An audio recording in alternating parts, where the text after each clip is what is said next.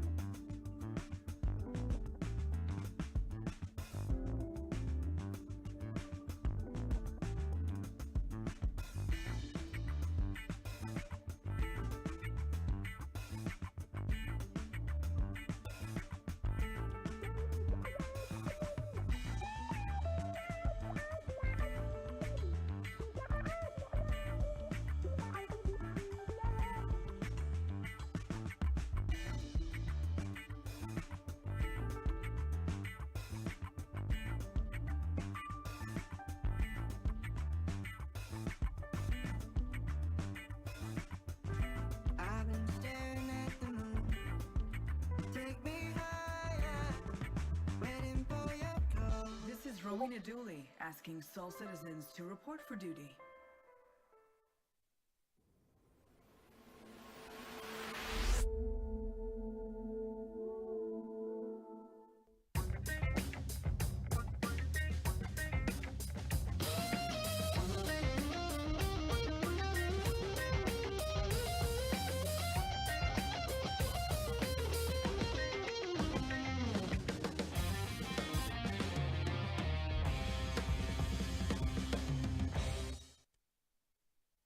Hey, greetings, welcome back everybody to Soul Voices. I am GriffinGamingRPG, and today is Saturday, November the 11th, and I'm happy to be here with you.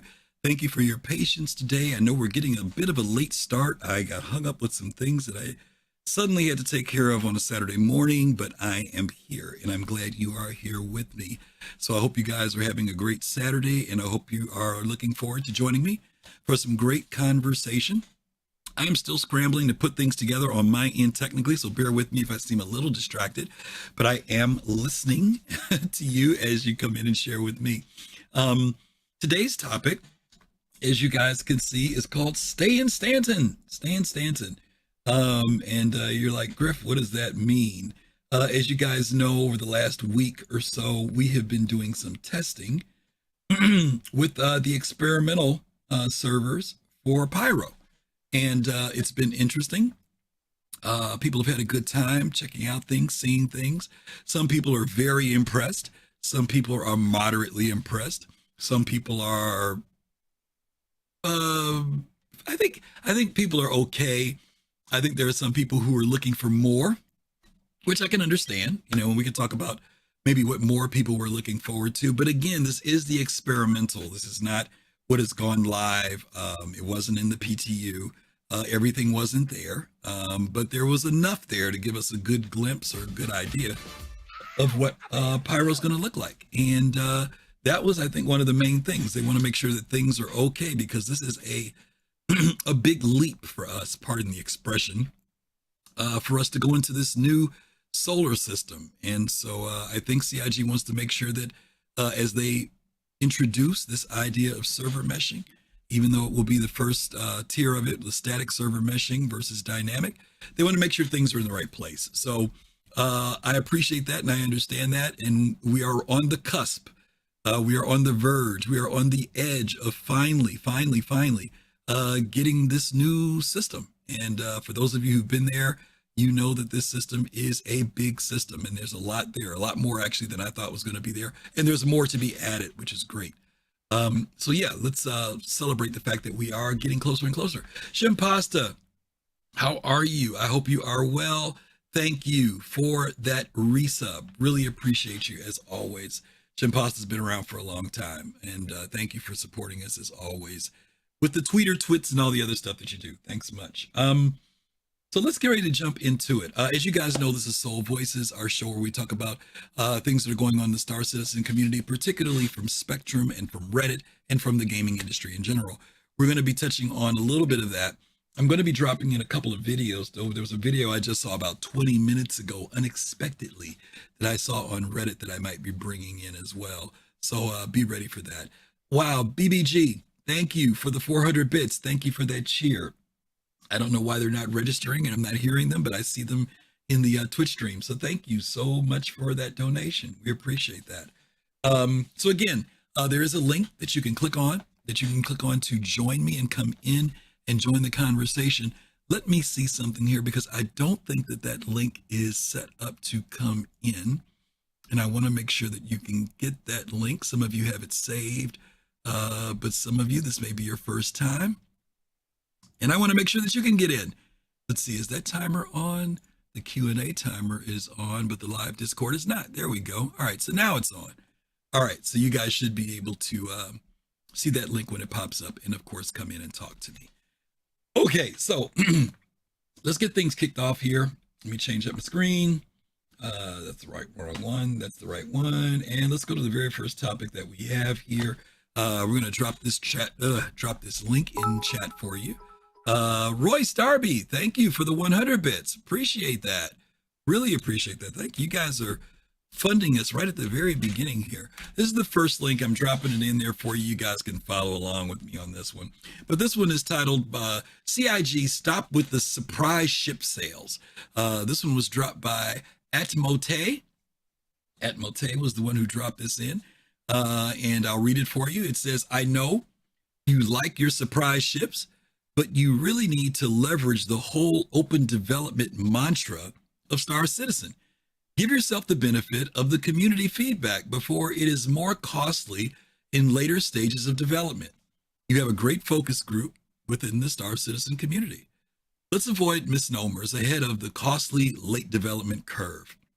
One of my favorites was acknowledged recently that the Vulcan has such an Anvil design aesthetic because it was Anvil in the 80% of its development. My question is, would you consider fixing by making it an Anvil or doing a concept rework? Either way, this is now costly.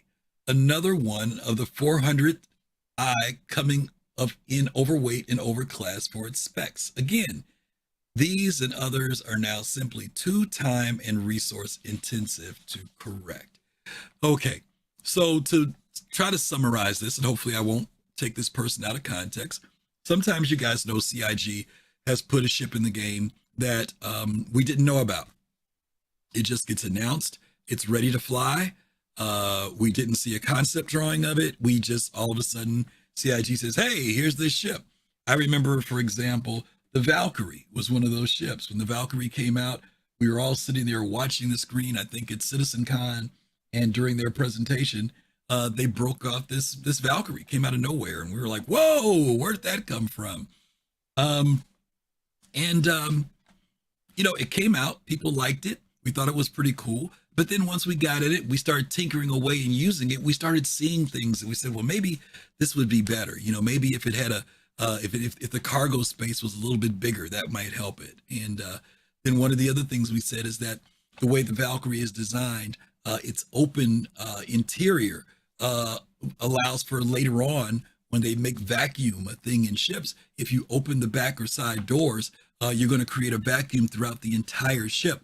So people who are sitting at the two turret gunner stations, not the ones by the doors, but the one on the second level, they would be impacted by the vacuum. Fortunately, the pilot has a door that they can close, but people sleeping in the beds or sitting on the beds upstairs would get impacted by vacuum. So they need to maybe put in some type of, shields, those invisible shields that keep the oxygen area contained.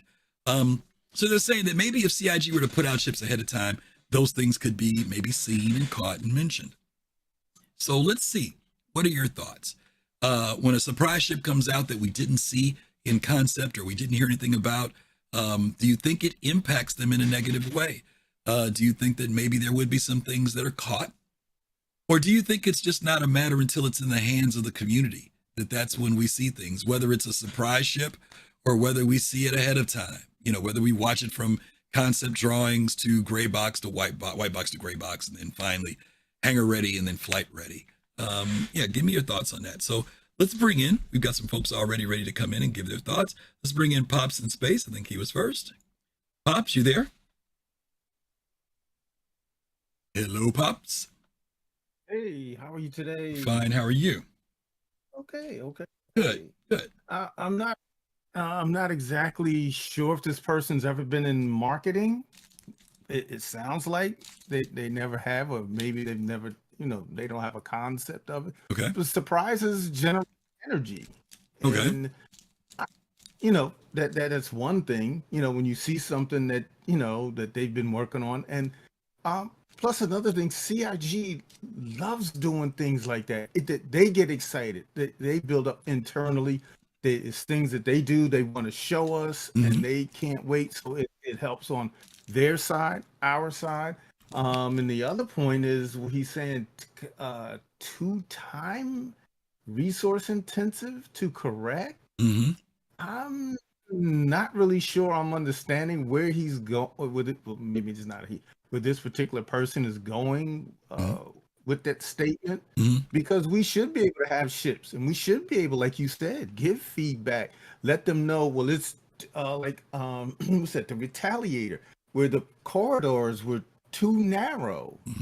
So I'm not sure I'm understanding. Well, a lot of things in this post. I think what they're saying is that if we were to see things during the development process, maybe there would be some things that they could catch early, so that later on they don't have to go back and do something. That's why I use the Valkyrie, for example. When the Valkyrie came out, there were people felt that it needed to have more cargo space in it. You could put the vehicle in it, but there wasn't a lot of cargo room. So what they're saying is that, well, maybe if we were a part of that process, as far as our knowledge, while it was coming out, maybe they wouldn't have had to go back and add that space. Now, I'm not saying that's true or not. I think that's what they're saying when they talk about double. They're saying that you got to go back now and do work twice. Okay, so, but that's what they're trying to imply. And I'm not saying whether it's true or not. That's just from their perspective. They think that maybe if we knew about stuff ahead of time, and I hear what you're saying about marketing. When the Valkyrie popped up on that screen, it's interesting, Pops. That was one of those citizen cons where nobody knew what the frick it was, right? We hadn't heard about it, but it sold, right? So from a marketing standpoint, yeah, that could be true, right? But then sometimes people buy something and the ship isn't what people think it's going to be, even when it's in development, So I think that's what they're saying.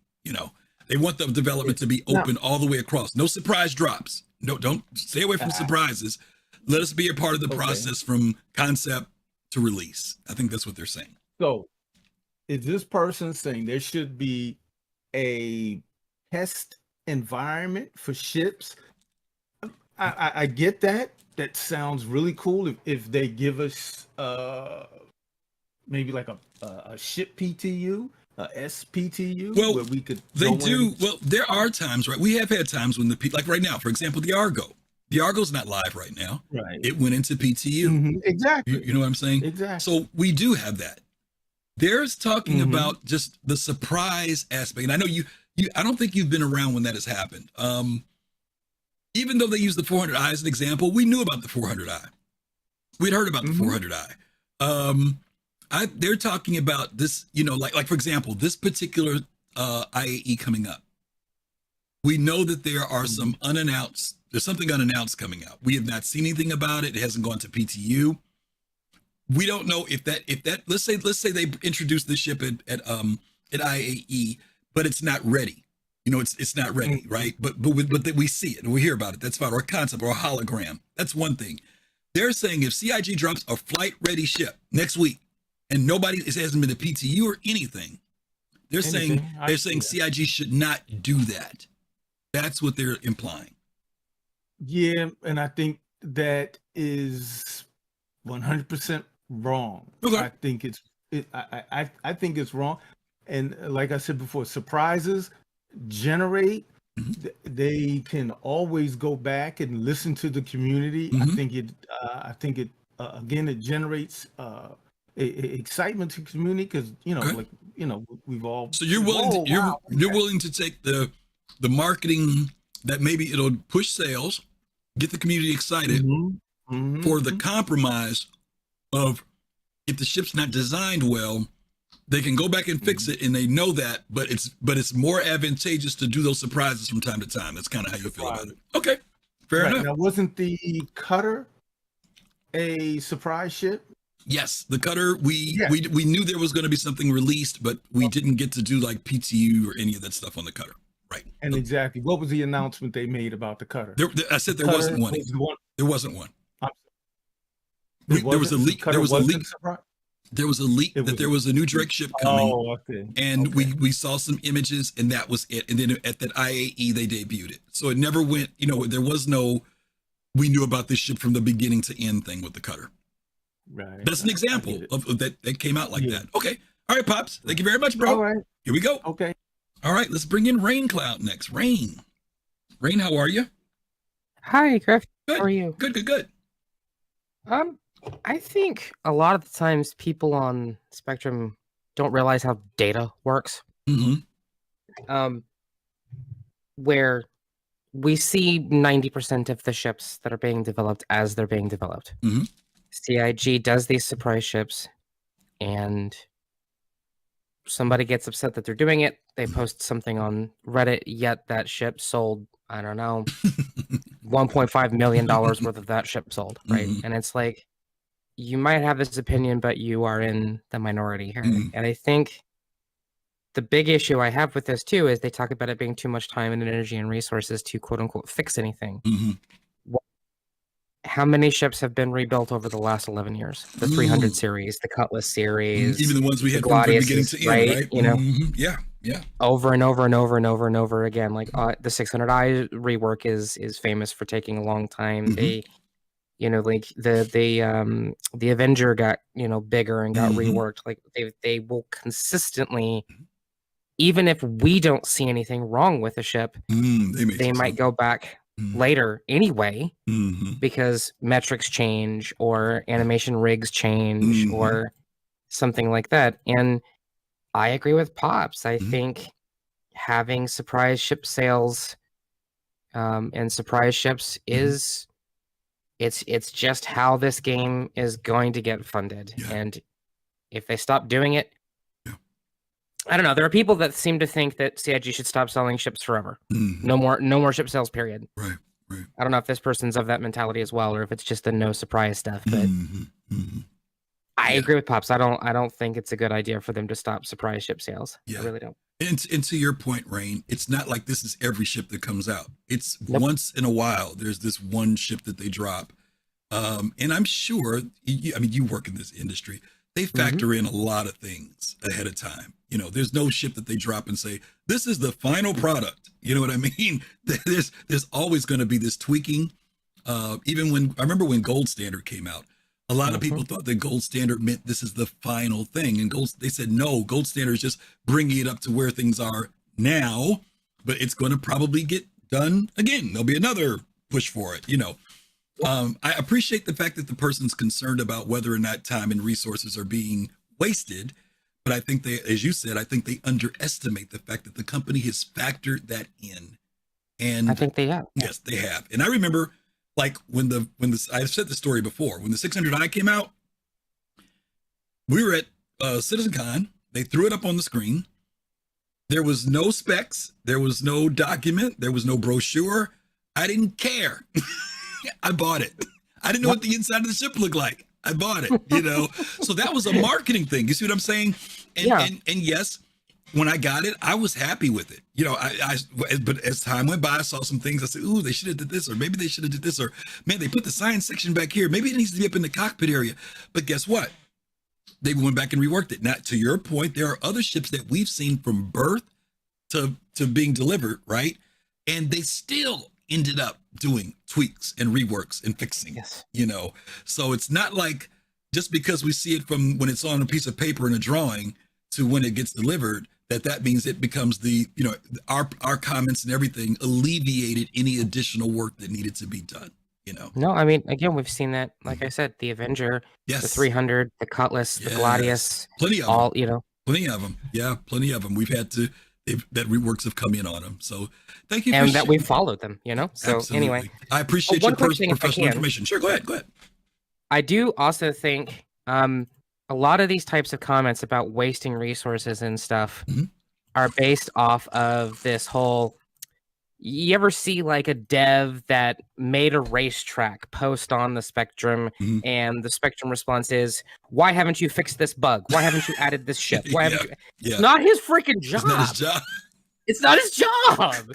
And I think Right. when they talk about this resource wasting thing with ships, there's Mhm. 28 people working on ships. Yeah. They're going to yeah. be working on ships when they go into work every day. Right. That's what What they do you do. want them to do? Right. So that's, yeah. Or here's the other option: work on the ship and don't release it. True. How about yeah. that? How about that? How about what that would do? Because it's funny. I mean, you're from the elite community, so Yes. And I think Kai said this the other day. It's kind of funny. We've got one community over here who's saying, "Stop making ships," and then you got the elite community who's saying, "Where are our ships?" Yeah, at least only got 32 ships. Right? Like, we want more 31 ships. We want more ships. So it's just funny that depending on perspective, right? One group says stop, another one says, "Please make more." Yep. But anyway, thank you again, Rain. Appreciate you dropping Thanks. in. All right, let me bring in Kai Zin KZ. What's up, Kai? Hey, buddy.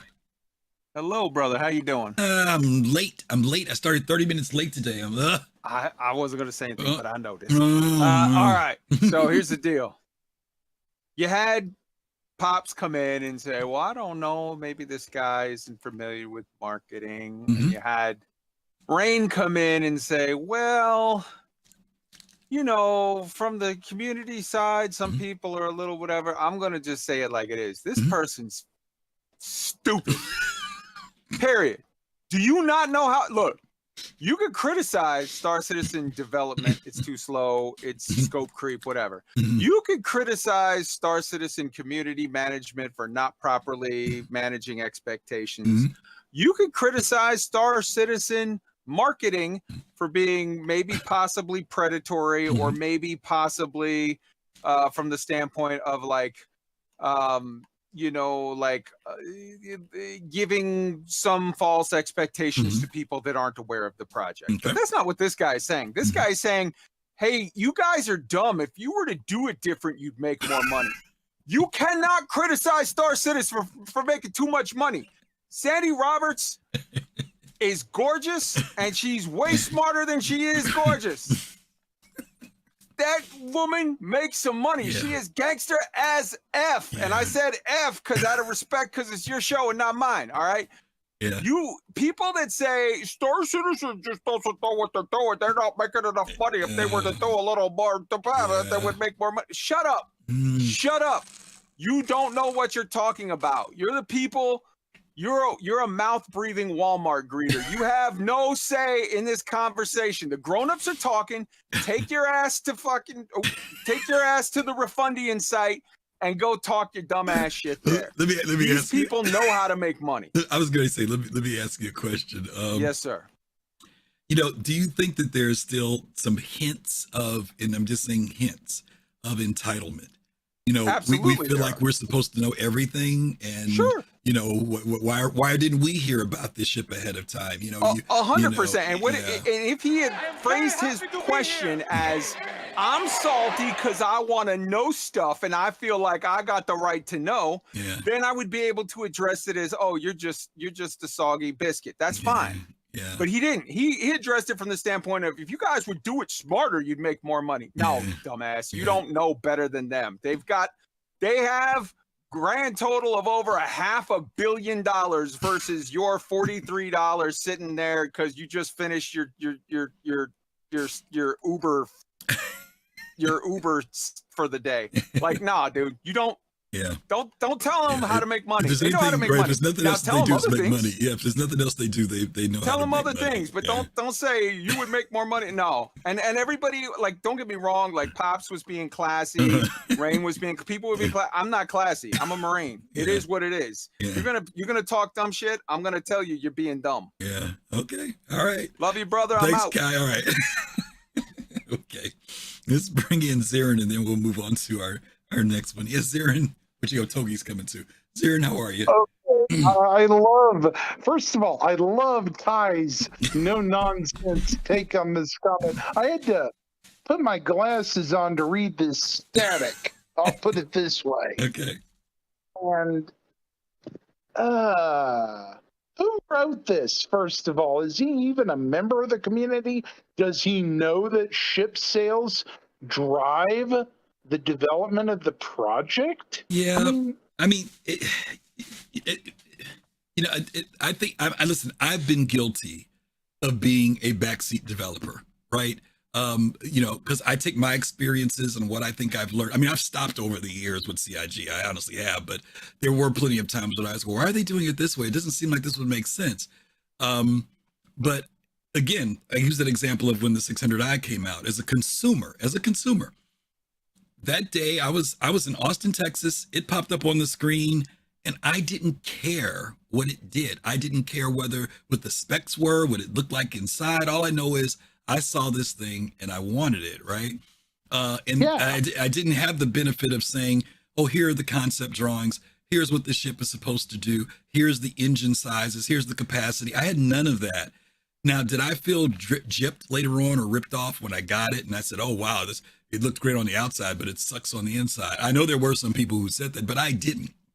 But it was also because I knew that no matter what, like Rain mentioned earlier, they're going to continue working on these ships. And she's like she said, we've seen the evidence of that with ships that were from the very beginning. Cutlass, the Avenger and the Cutlass, the Avenger, the Cutlass, the Aurora, those were all the very first ships, the 300i, very first ships. And every one of those ships they've worked on over the years. So whether we see it early or not, maybe there's something, if we saw concept drawings, would we have known that the cargo space was not big enough? I don't know. Maybe we would have. I don't know. But CIG has always continued to develop these ships. I don't think they lose money. I don't even think they lose time. They don't lose it's just money. part of the process. I think by further investing in their their purchasables, people see them from the outside and say, hey, this is better than, say, it's loads better than any loot box that Bethesda or whoever puts out. Because normally when you have DLC, I'll put it this way, in other developers, it's a one and done deal. Yeah. They don't do this, that, and the other thing. And I think a good egregious example of that recently is the Halo 1 armor for Halo Infinite. $60 just to get vintage armor in Halo Infinite. So all you Halo brothers in chat, I'm pretty sure you guys are seething right now that you had to spend $60+ for that armor again instead of a whole nother game. Yeah, just for armor. Yeah, wow. That's a bit much. Okay, well, I had to bring that up because it seems relatable. No, I appreciate it, Zara. Thanks for stopping in, brother. Not a problem, Griffin. Thanks. All right, last but not least, bring in Togi, then we're going to go on to our next one here. Togi, how are you? What up? I tried to sound like you a little bit, but I can't get there. I can't get there. You got that voice, brother. Got that voice. You got that voice. I can't get there. What you got for me? All right, so for once, I'm going to come in with the mild opinion. Okay. All right. I see both sides of this, right? Because sitting here and reading this, like especially with the 400i, about it coming in, because that 400i is small. For having a size 3 shield, it's a small ship. And you compare it to something like the MSR that's only got 2 size 2s. Yeah. And the thing that it made me think of is the Zeus concept sale. Because looking at the specs of that ship, all right, that didn't look like power creep. That was power leap.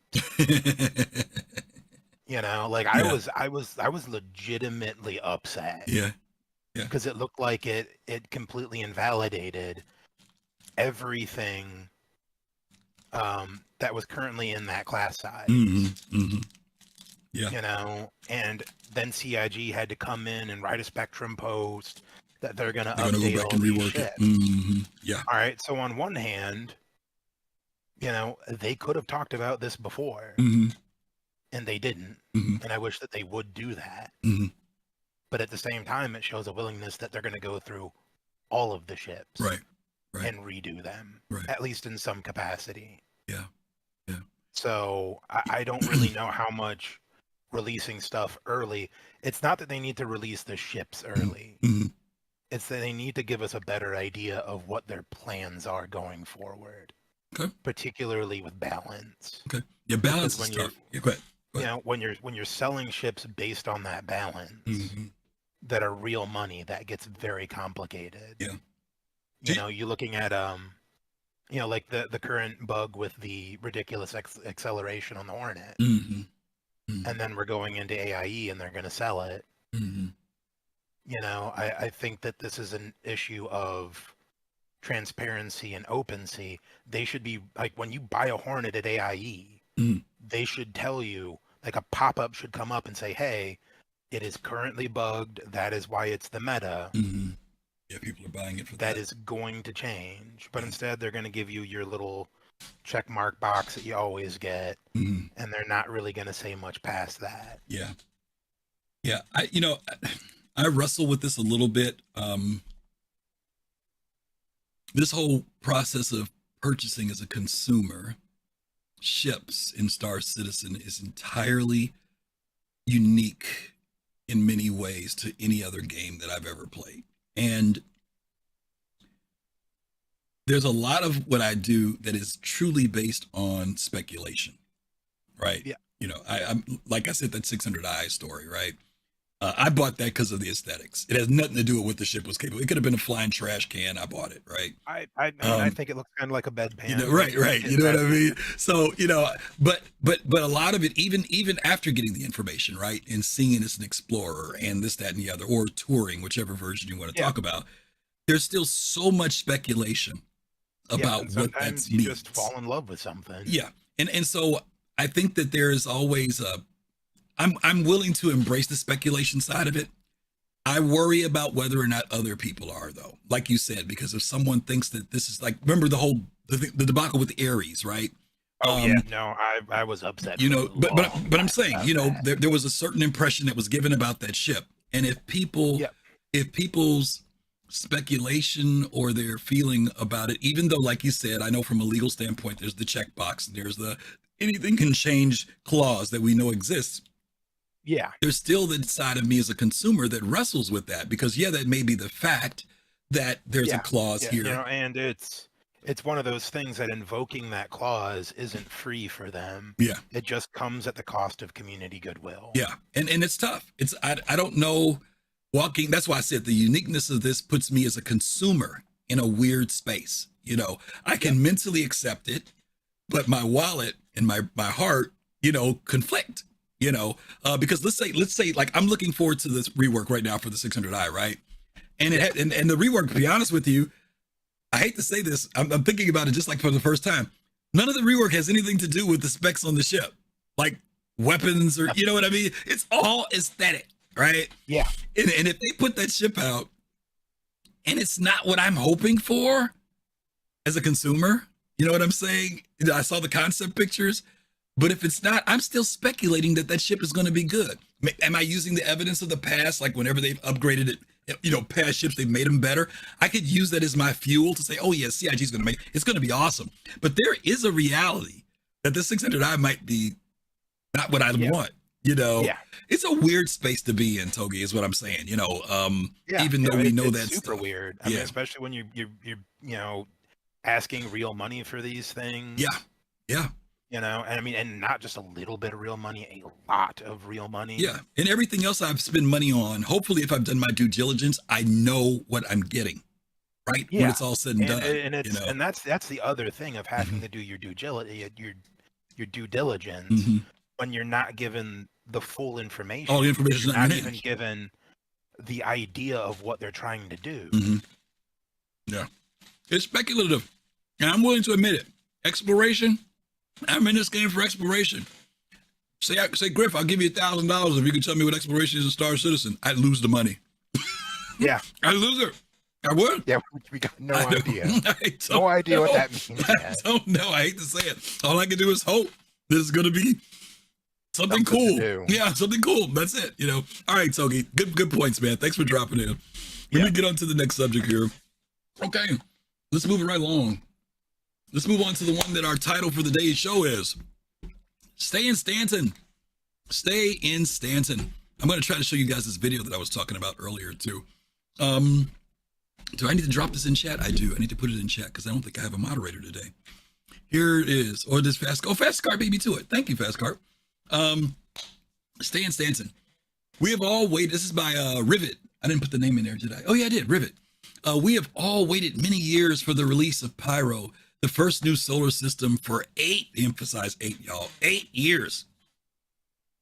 So, when excited customers want to see the new shiny star system, they are repeatedly curb stomped by individuals like those in the video. When those customers decide to express their concerns, no, when the customers have the audacity to voice their concerns, they are told, stay in Stanton. I'm sorry, but that's not acceptable. To clarify, I'm not against the PvP interaction, even if I would rather see it as fleshed out as a war system between different organizations than the current free-for-all. I am, however, for pro-choice. Okay, so let's look at this one. I didn't pull the video up for this, so give me a second. It was a tweet, or did I? Did I pull the tweet up for this? Let me see. No, I didn't. I messed up here, guys. Give me 1 second to bring this up. Oops, I got to stop that. Didn't mean to start that. That's the wrong video. Let me bring this up. We're happy to have you here. Who was that who came in? Akamish. Thank you for the follow. Appreciate that. Really, really appreciate that. Bear with me here, gang. I forgot that there was a Twitter tweet that went along with this post, and I neglected to put the graphic in. Let's see what this Twitter tweet is. Stay in Stanton. Copy, paste, fit in there, paste and go. Let's see what this is. Twitter. Oh, okay. Okay. I know what this is. Okay. All right. I'm going to try to show this to you guys on the screen. So bear with me here because this is all being done impromptu.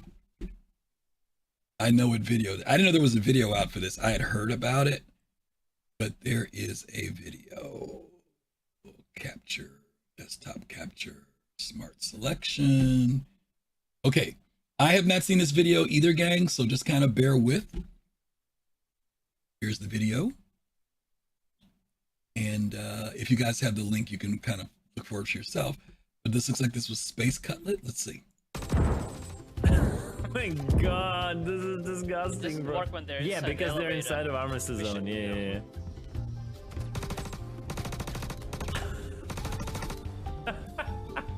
Let's try. Bro, this is so... I think more are coming. Bro, what is this time to kill, bro?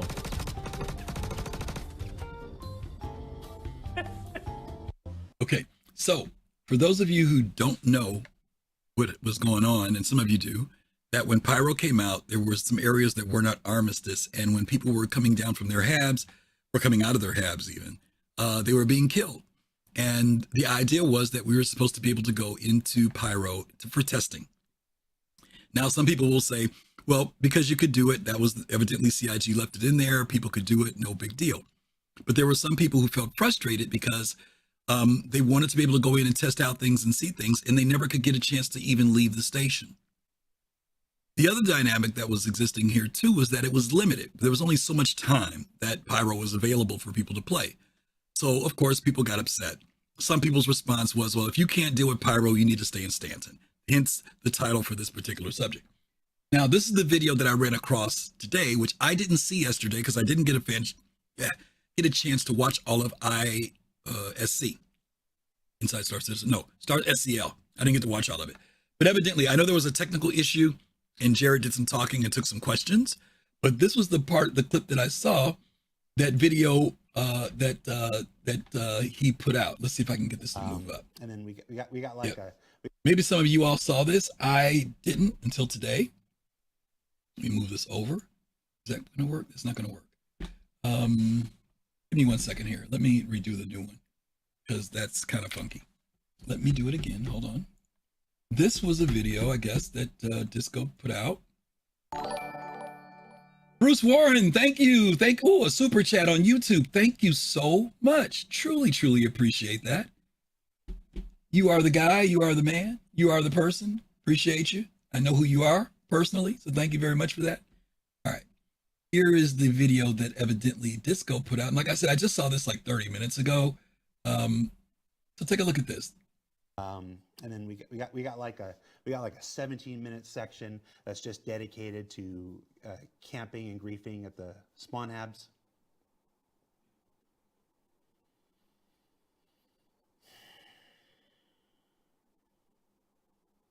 You know, you have the option not to. I understand the thing lets you, but it's a choice to do and a choice not to. Every one of us are capable of making those choices. Okay, so that's that video. So yeah, feel free to come in, give me your thoughts, your feelings. Is the stay in Stanton statement legit? And if it is, tell me why it's legit as to what happened on this particular occasion. On this particular occasion, I'm talking about, y'all, when we were testing. Or do you feel it's not legitimate? Okay, that's pretty much where we can jump in on that. So let me bring in, I think Pops was here first. Let me bring Pops in. Pops, you there? Yes. Yes, sir. Yeah, this is not coming to the halves. This is the bottom floor that you go to refill your ammo at. That's where this is. It's not upstairs in the half. No. These are people coming off the elevator. I'm telling you, I am telling you, this is the bottom floor where you go in. There was originally a mission in there. But we went in and you take over that spot and don't let people come down and refill their ammo. That's not in. Pops, let me tell you what the situation was. This was publicly publicized. I'm not talking about the mission one. Space Cutlet, believe me, there was a huge rage about this. They went down, came off the habs, and stood outside the elevators where people come down. If you notice, those people had nothing but flight suits on. They were not dressed. These were people coming down from the hab, going into the station, and they were griefing them. They were shooting them as they were coming off the elevator. Look at what Chad is telling you. Chad is saying this is what happened. Okay. Okay. Well, maybe this was not the mission. Apologize then. I misunderstood. No, this was not the mission. No, hence why Disco made that statement when he said, "I know that it can be done, but you can choose not to." That's what he was referring to. He wasn't referring about gameplay. Now, again, my issue is not the fact that it took place in Pyro. I do have an issue about it taking place during testing. Now, don't get me wrong. During testing, that's how we find out stuff too, right? That's how we find out stuff is funky. Someone mentioned in here there was a bug. Now, I keep hearing there was a bug. Let me tell you guys what I heard, Pops, just so you'll know. Okay. 2 of the stations, when you came down out of the habs, they were armistice. You couldn't draw weapons. 2 of them had no armistice.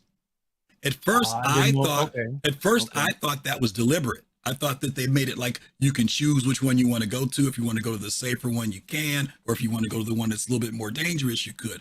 Then I heard, and maybe somebody in chat can verify this, that there was a bug. And I don't know if it was a bug on the one that had armistice or if it was a bug on the one that didn't have armistice. And maybe somebody knows what the bug was. I see Captain Jones is saying that there was a bug. I just won't go to Stanton unless I absolutely have to. Definitely would never set my spawn point there. I tried multiple times to leave the station, only successful in a Carrick. Okay, so that person, Mr. Fields. Okay, when you are doing it for long term and are testing, you're being an a-hole. Okay, yeah. All right, Pops. I understand what you mean. I get it. Yeah, I get the post. All right, I get it. Let's see what we bring in next. Thanks, buddy. All right, let's bring in. I think Fist to Face was next, then Rain. If I think I saw right. Fist, you there? Hey, what's going on, Griff? Yeah. All right. This first time seeing the video, I do know about the bug because we were playing Pyro, folks were talking about it. Okay. Like stations had that issue where like you can wake up in a hab and it's no armistice. I didn't have that issue. Okay. Now, if I did, what I would have done was I'd have spawned. If I could have, I would have tried to, if anything, if I could get a gun or if had some folks, because it was me, Pops, Yo-Yo, Meg, and the crew. I'd be honest with you, I'd have loved it because I'd have been like, all right, listen, Y'all go into the other station and y'all gonna load up and y'all come right here and then take all of their asses out. And then kill them right there as soon as they wake up out their habs and then drill them until they leave the server. I'm gonna be honest with you. you went full mega on them. No, I'd went full. Yes. And here I get it. Trust me. Like I said, part of testing is also to find out things like this, right? So the fact that it was a testing space, we find out whether it was supposed to be armistice or not, we don't know completely. But let's assume that it was not supposed to be armistice. I get it. It's dangerous, right? Then that's fine if people understood that coming out. But I think that obviously there's a balance issue at that point, right? Because let's just say you didn't have the crew and it's just you. And let's say you come home, the servers are open for 8 hours. There's 3 hours left when you get home. So now you come out of your hab, Meg and them ain't home yet from work. You come out, you want to go test Pyro out, and the most you can do is get down the elevator shaft, and that's it, right? That becomes, now mind you, we're not talking about Pyro when it's in its final state. We're talking about in the testing state. So is there a benefit? Yes, the benefit is it tells CIG that, hey, maybe this particular balance needs to be looked at, right?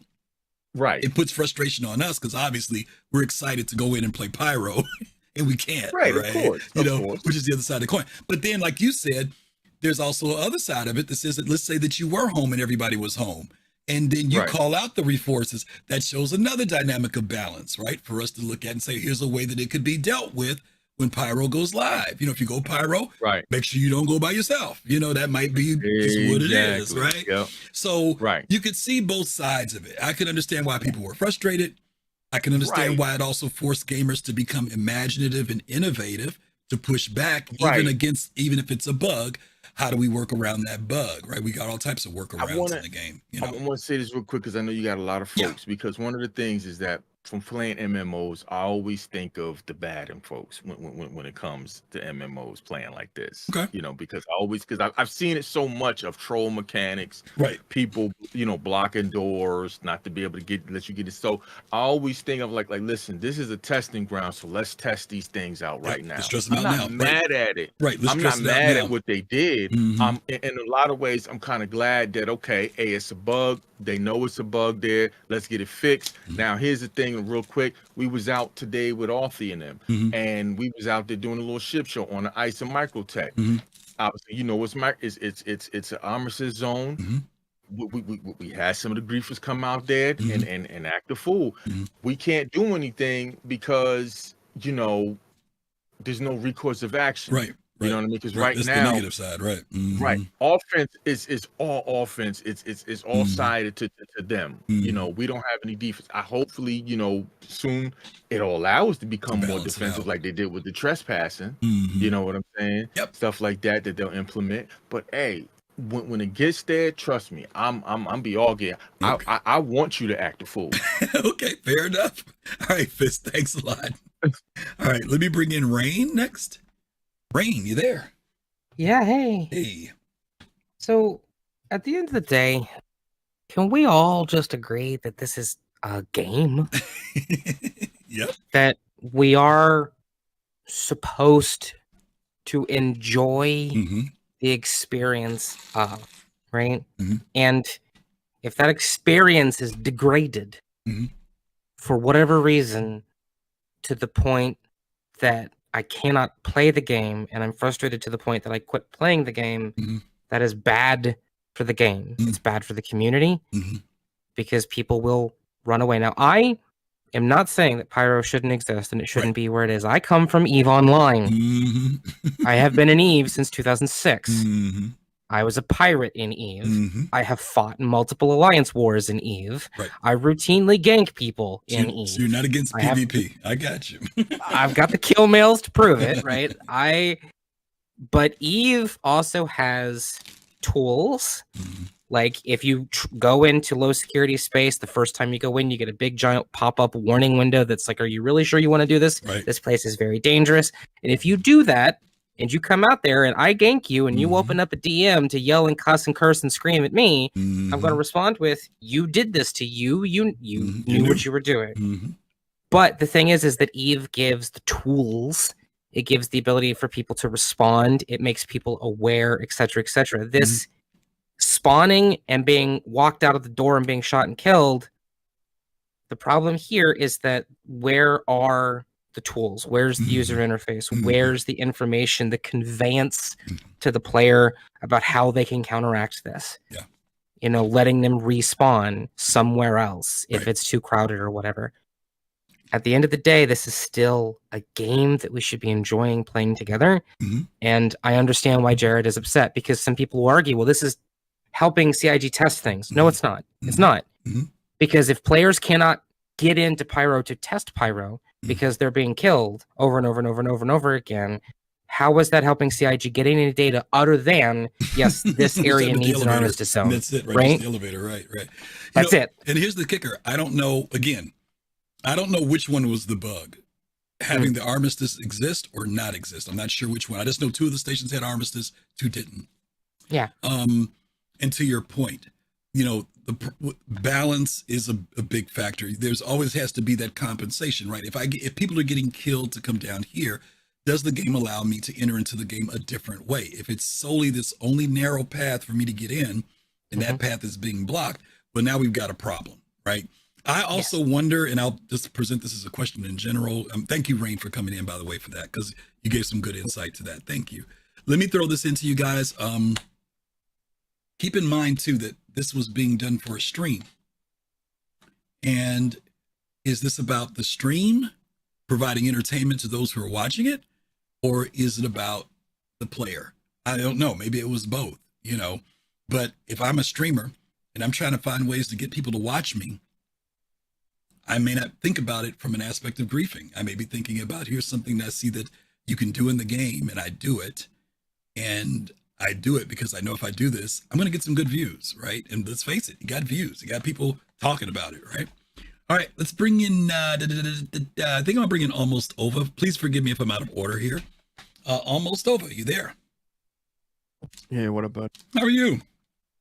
I'm all right. Good. How you doing? Good. All right. You got some thoughts. I was okay. So my thoughts on it were, I'm kind of. It's still good data, I think, and I think some people were mentioning it that it's still telling CIG that, hey, maybe this should be an armistice zone or what have you. And even in the video clip that you showed, where he was like, you have the choice to do it or you have the choice not to. I think, who was it before that came on who said, I always look at it at the worst. I see the worst in people, like what they'll be willing to do. That is the type of mindset probably that CIG should have been looking at. Because if you give somebody the ability to do something, and this holds for every game, they're going to do it. Right? If there's a cheap and easy way to make money, even if it's a bug, people are going to do it. Right. So I think, again, what you said, you don't know which side is what was the bug, whether it was the armistice zones or the non-armistice zones. It sounds set up to me. Could have been, right? But 50-50. Let's see which way it goes, right? I mean, could have been. Yeah, right? you know, I mean, because to me, in my head, I'm thinking as a developer, I'm not a developer, but if I was a developer, I would do that to see which side of the system gets more people active in it. And then I'd be like, okay, well, that's clearly a problem because they're not even allowing these people to play. Yeah. However, I will say, I don't think it's going to be the same way in the live game. So let me ask you this question. I don't mean to cut you off, but I got to ask the question because I'm going to forget it because I was trying not to forget it a second ago. Do you think that the reason why this happens, and we could take this to pad ramming, we could take it to other aspects of things that people do that people think maybe isn't good for gameplay. Do you think that it was also because CIG basically put us in the big sandbox, but for most people there was nothing to quote unquote do? In other words, there was nothing greater to do. Like, you know, if I knew that you think they were going to do, even if the best mission in the world was in there, they're still going to do it. Okay. Well, again, I'm talking about within a testing space. I don't want to go into the pyro thing. I understand that it's the testing space, but it's the fact that knowing that pyro is meant for that type of, we don't have a safety lock on the gun. Like the understanding, you get into the mindset of being in pyro. Like I'm in pyro. Right. Like I was watching a video with Burks. He was wondering whether or not he should kill this person that came by him. And then he just that primal instinct took over and he killed him and said, "Welcome to pyro." Yeah.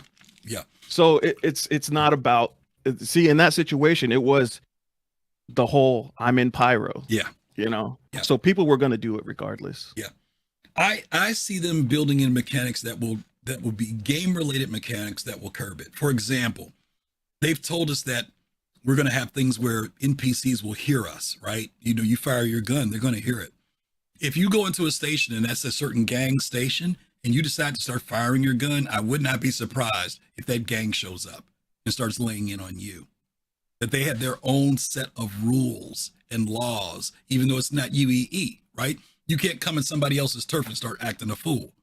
So I think that right now, because that's not in there, we could do that type of stuff. But I honestly believe what they're going to do is create a space that says if you go into the rough and ready area, if you're not good with them and you decide to start doing that, those rough and ready guys are going to show up and blow you away because they don't need you causing chaos in their space.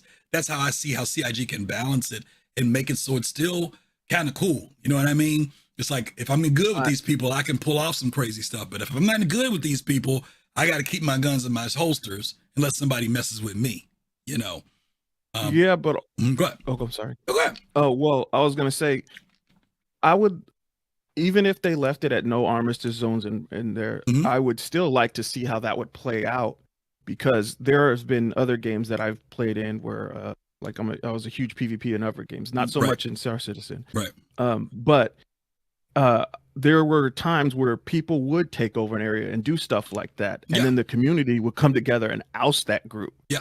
And they said that they're going to be able to do stuff like that. There will be fighting over territories, right? And I'm not, believe me, I'm not trying to say that they should dominate it.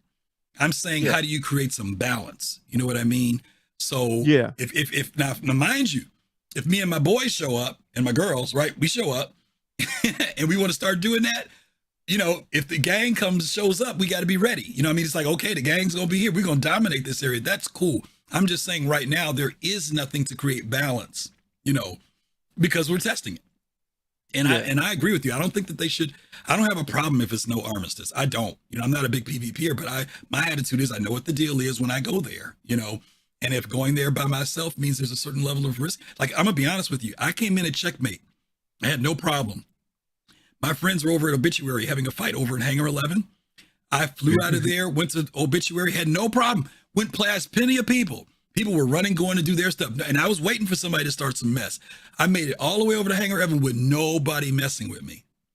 Other people, entirely different experience. They came in, couldn't even get out of their station, So we'll see. Like you said, we don't know whether it was a bug. Like you said, maybe it was deliberate. Maybe they made it 50-50. Let's see how it plays out, But I don't want them to diminish it.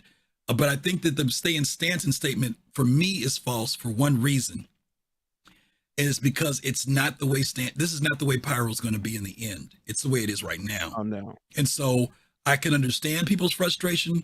Again, if there was limited time, like if you go in any old time with the servers, I can always say, I'll come back later and play, and they're bugging me out right now. It's too many people. But when it says you only got 6 hours or 3 hours, and that's the only time you got, then I can understand why people may have been frustrated. Oh, well, the one thing I've been watching videos and I'm not in Pyro, but I totally understand the time limiting thing.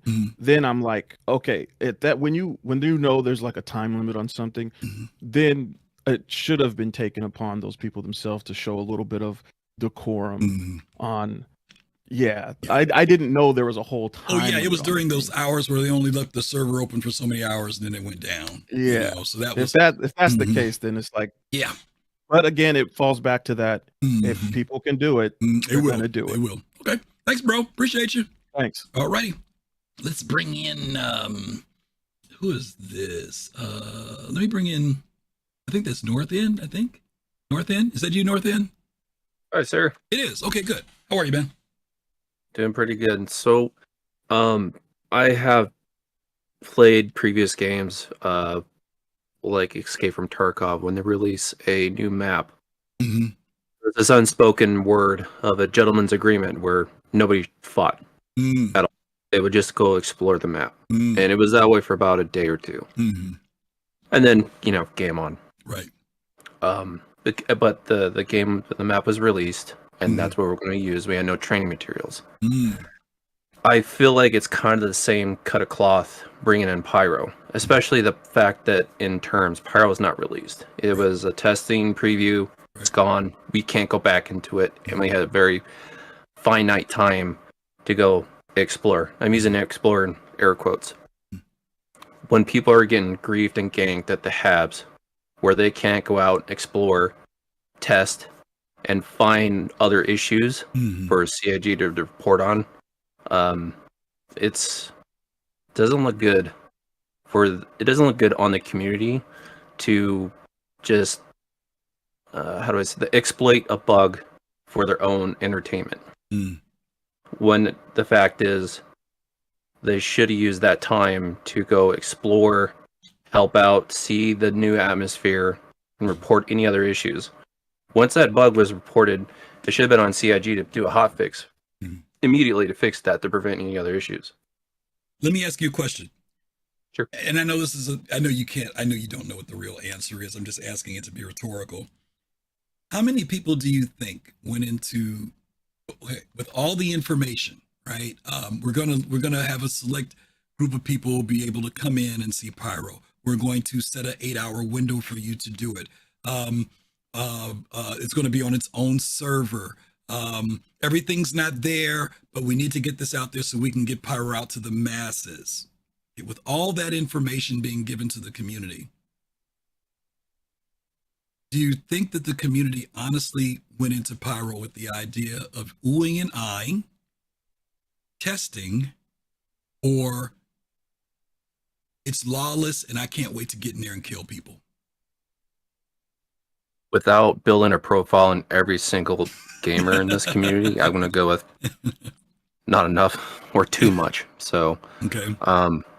And I guess it really boils down to kind of what they're doing with the PTU wave minus the subscribers, where they have the people who submit issue cancels and partake in the bug reporting. Because those are going to be the ones that are going to give you the most value for the time of that being released. Versus subscribers paying $10 coming in and just laying waste to everybody else who actually is wanting to help out. Okay, and I think that's a tough thing now because, going into don't get me wrong, I'm not against oohing and eyeing. I'm not. Obviously there's excitement. We've been waiting on this system for so long, and to be able to go in and finally see what it's like, I get that. But I do wonder whether or not, because I've heard people say this, and I'm not throwing any shade at you if you've ever said these words before, because I understand what you mean. But there's always more of a feeling of I can't wait to play. I can't wait to play the game. I can't wait to play in Pyro. And I don't know if they put on if somewhere ball and chain to that somewhere is so I can test it. I can't wait to play Pyro so we can test it out and get it going. Or I can't wait to play Pyro to see, if how far along they've come. I just feel like it just kind of stops at the I can't wait to play. And that's what they're driven by. And I know people going to, well, I'm not here to play, I'm not here to test the game, or but I don't know. I think sometimes we hurt ourselves because we don't think about that gameplay that we're doing, even though yes, they get analytics, yes, they get data, they get information. But if you're proactive, if your attitude about testing is in a space of really about, not only are we excited to have this in our hands, but man, we want to get this thing to be the best thing it could be. I think people's approach might be slightly different. Maybe not. Maybe not. I remember though, Pyro was under what channel called Tech Preview? It wasn't under Live or PTU. Right. It was a completely separate entity of itself. And there were a select group of people that were picked to go in there too. It wasn't everybody. It was all the people who supposedly are really putting in the time to play the game. And that's the crew that stood at the elevators and shot people. Is there a terms of service against that, exploiting a bug? That's a good question. I don't know. They just redid the terms of service a little while ago, so I'm not sure. There usually is something. Lefty says yes.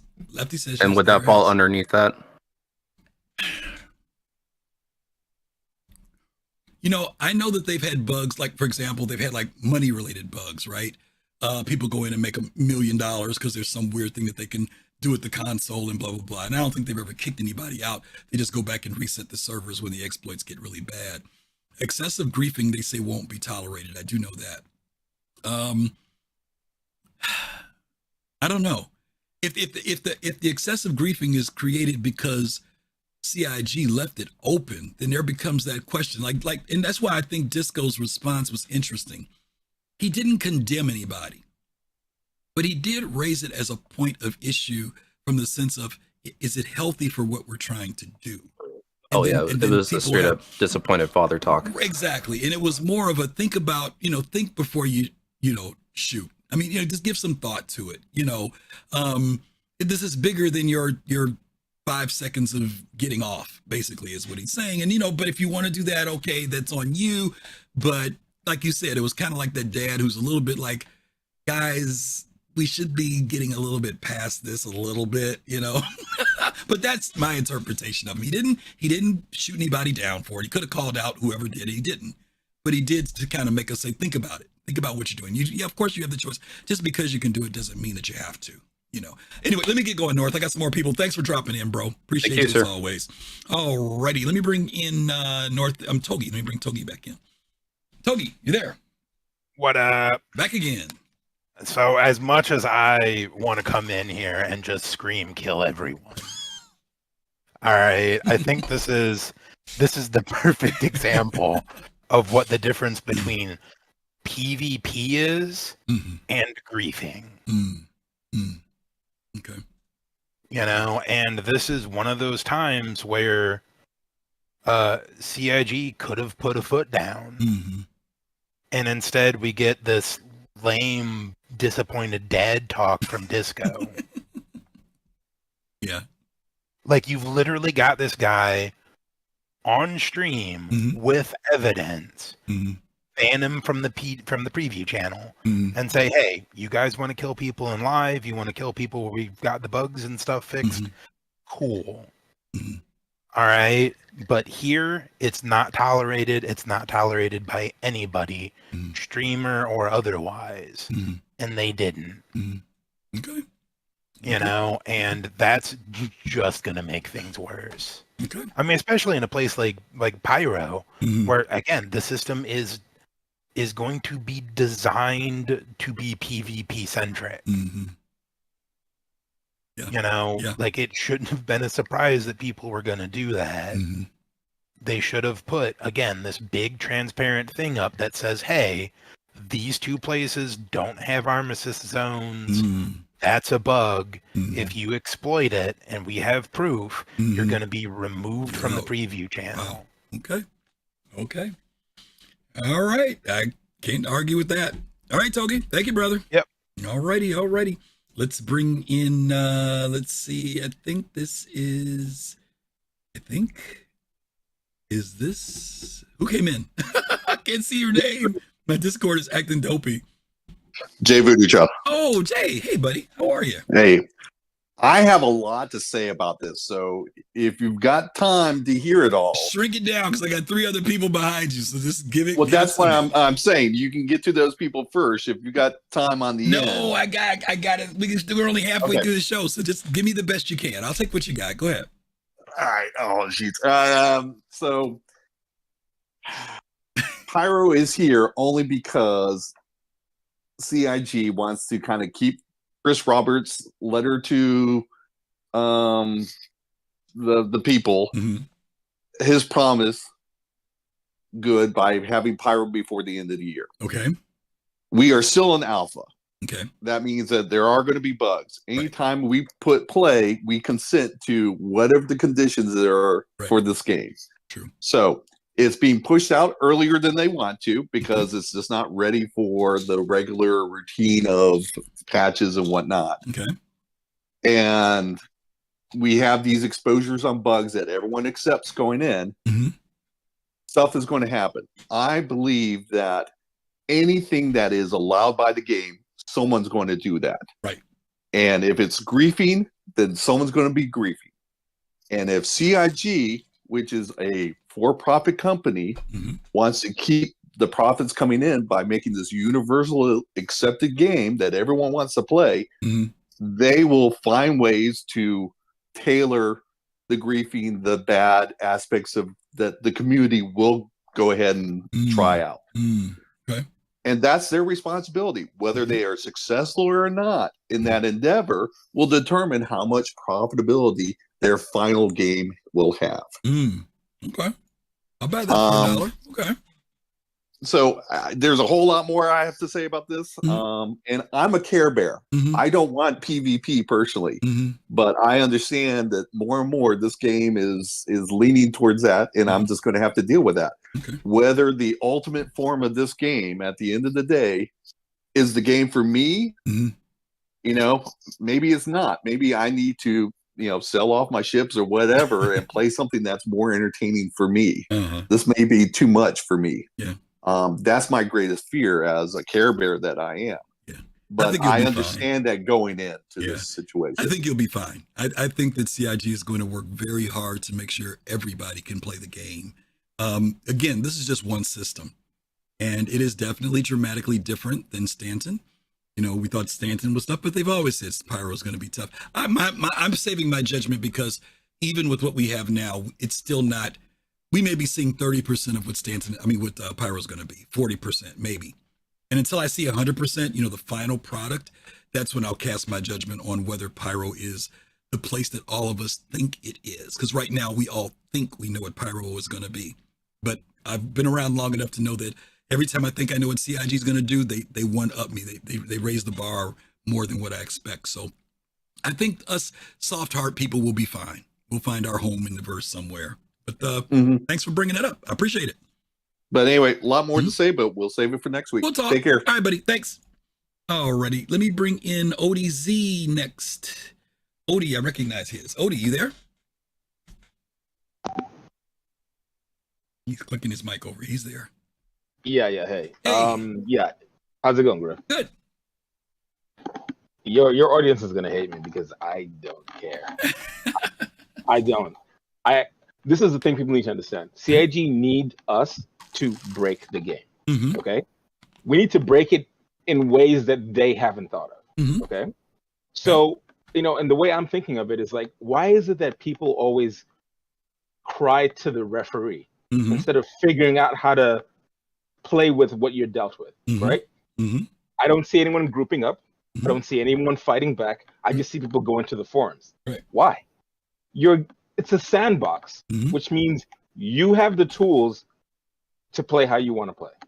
You're choosing not to use those tools, right? And this is another thing. You're not showing CIG whether the tools they've given you are enough. Right. You're just complaining, right? And another thing, people complaining, oh, but it's only 8 hours. Yes. Do people actually ever think that maybe the reason why it's only 8 hours is to see what do you do under pressure? Right? People are complaining, oh, well, you know, the flare is, you know, too like it comes by too quickly. It's too rapid. Right. Okay. Maybe there's a reason for that because it's a compressed amount of time and they want to test it as often as possible to see how it impacts gameplay. Right? And then the fact that people are complaining about being able to test when I would say like 95% of the player base don't get to test this. I'm sorry, I have no sympathy. If you don't want to PvP, don't. That's a choice you're making, though. But then don't complain about the fact that, oh, well, you're going to Pyro and you want to just PvE. It's a PvE, what's it, PvPvE? Yeah. That's what it is, right? Yeah. And it's lawless. But, you know, and they don't even have their gangs with, you know, their AI, which is supposed to, like, you know, govern whatever station you're at or whatever. That's not in. But, you know, I'm actually thinking about it right now. Imagine fighting back, grouping up with people in the adjacent habs, and you're fighting the guys who are griefing you at the elevators. That could have been a great emergent gameplay moment, but no, you want to complain on the forums instead? Come on now. Well, some of the best moments occur when you least expect it. Let me ask this. This whole thing started out with the idea of stay in Stanton, right? That was the whole thing. And again, different people had different experiences when they came into Pyro. Like I said, my experience was I didn't run anybody shooting at me. I didn't have one person shoot at me. I had a couple target locks outside of stations, but I never had anybody shoot at me. Fist talked about the idea that if he was in there, he would have started thinking, hey, who do I know? Who are my friends are? I'll have them come in at a different station. They'll come in and, try to attack these guys from the rear. That is being creative and thinking about ways to work it. And again, I don't know whether the armistice was bugged, because like I said, 2 stations supposedly had armistice, 2 stations didn't. I was fortunate to wake up at Checkmate. Checkmate had an armistice because I tried to take my rifle out when I got out of my hab and I couldn't. But I guess some of the other ones didn't have that. This thing really that came up with Space Cutlet standing outside the elevators and shooting people with several people. These people come down, they have no weapon on them, and they're just gunning them down, mowing them down. If this was Pyro officially launched, I'd have no problem with it. I only have a problem with it with the testing standpoint, because the only thing that was happening in that moment was somebody who was streaming to get numbers and people to watch them. It had nothing to do with Pyro. It had nothing to do with the community. It had nothing to do with helping Pyro get advanced, even though these people knew that they, like you said, only 10% or whatever small percent of the community had the opportunity to go in and let's see how things are, instead of them finding ways to accelerate us. Now, I'm not saying them shooting at the elevator didn't help in some way. I think it does. So, well, let's figure out how do we balance this out some. But I do say I think that sometimes the players are not testing. You're saying it from a testing standpoint. I don't think these people are thinking about testing. I think they're just thinking about having their fun. That's it. And now you've got people, like I know several people who they do tickets, they test, they put in stuff. They're not included. They're not able to come in and help the advancement of development. But the people who do, because they happen to be a streamer or something else, they get to come in and do it. In a test, and this is the preview. This isn't the final result now. I get it. But even in your example, you've already given some means to rectify it, right? Okay. So, unless you're saying that at the elevators is the only place where you can, take out your weapon and fire at people who don't have the ability, then maybe you can say, okay, that's a bug or whatever, right? But if my understanding was the entire station, there's no armistice, so you can pull out your weapon as soon as you go into your hab, right? Then you do have a fighting chance. But if it's, let's just say, for the sake of argument, it's just at the elevators, they also have the opportunity to spawn at a different location, right? You said it was two had armistice, 2 did not. Yeah, you'd have correct? to go, but you'd have to go in and reset your whole character to do that. So what? I'm just saying, is that? Are you saying that should be a form of the gameplay mechanic for the game? Is to actually go in and reset your character? If it's getting you to the point where you're literally complaining on the forums, you have recourse. I'm not even saying that they're complaining on the forums. I'm just saying if I can't get in the station and I know that these guys are downstairs, you're saying, no, well, Griff, just go back, reset your character, remake your character. No. And go. That's the only way to do it. I can't change my spawn location. No, that's the last resort. But remember, aren't there other ways to enter in all the stations? No. Didn't they say there are at least 3 ways to go? You can EVA for some of them. Some of them you'd have to use not when you're spawning in. Not when you're spawning in. You're spawning in at your home base. You pick that as your home. That's where you wake up at. The only way I can change that is to reset my character. Okay, so let me ask you a question. In that situation where that's happening, right? You know that these people are griefing downstairs. What are you going to do? If it's me? Right. Let's just say you have. I have the ability to tell some friends, hey, I want to do what Fist mentioned. I have the ability to tell some friends, hey guys, I'm trying to get into Pyro. I got some jerks out here. Are any of you guys free to come from the other end and get these guys from the rear? I have that ability because I'm in a huge org that people are around all the time, and they'd be like, yeah, sure. So let's just say you didn't have an org. You could literally go into chat. Hey guys, anyone at whatever station, being griefed.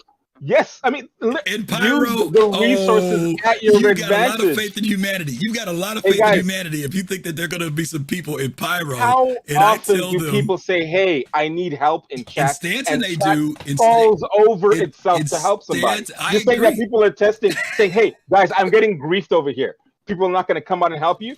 They could. Why? I'm not going to say that they wouldn't. They might. But in Pyro, I don't know. People were very much in a every man for himself mode in Pyro. Let's just say it that way. Exactly. So think about it. Most of the time when people are in Stanton, you have to literally hunt down fights. Now in Pyro, they're right there at the spawn. Well, you what and I better both know, place but to you go get and a fight? Okay, but here's your point, and I got to move on because I'm gonna mention your point. I could take that same argument and say, why do griefers pick on people who are unarmed? If they're looking for a fight, why don't they go fight people who are armed? Why don't they go fight the people who are fully armored? What do? They look for the people who are vulnerable. That's what they do. So I could use your same argument. Say, if you're looking for a fight, why don't you go pick on the guy who you just saw load up with all his armor and stuff and say, hey, jerk, I don't like your face. But there's a reason why they don't do it. There's a reason why they don't do it. You and I both know why they don't do it. Don't have to be fair, though. No, whoa. I'm not talking about whether it's fair or not. You were saying if people are looking for a fight, I'm saying why do they default to the lowest common denominator? If you really want to fight and you want to say I'm the bad guy in town, why do I go pick on the wimp? Why don't I go pick on the guy who just got off his ship fully armored and start shooting at him when he comes off? You know why we don't do it. But if you ever played PvP games, PvP MMOs is all I play. And literally that's what you do. Because you know why you do that? Is because those people will cry to their faction and their faction will come and back them up. No. Right? It's because somebody said it in chat, it's because they're cowards. That's why.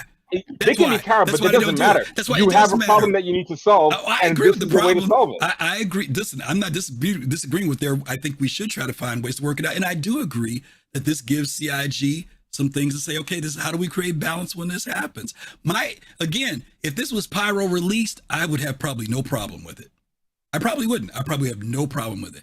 I have a problem with it because we're in a testing mode, limited time.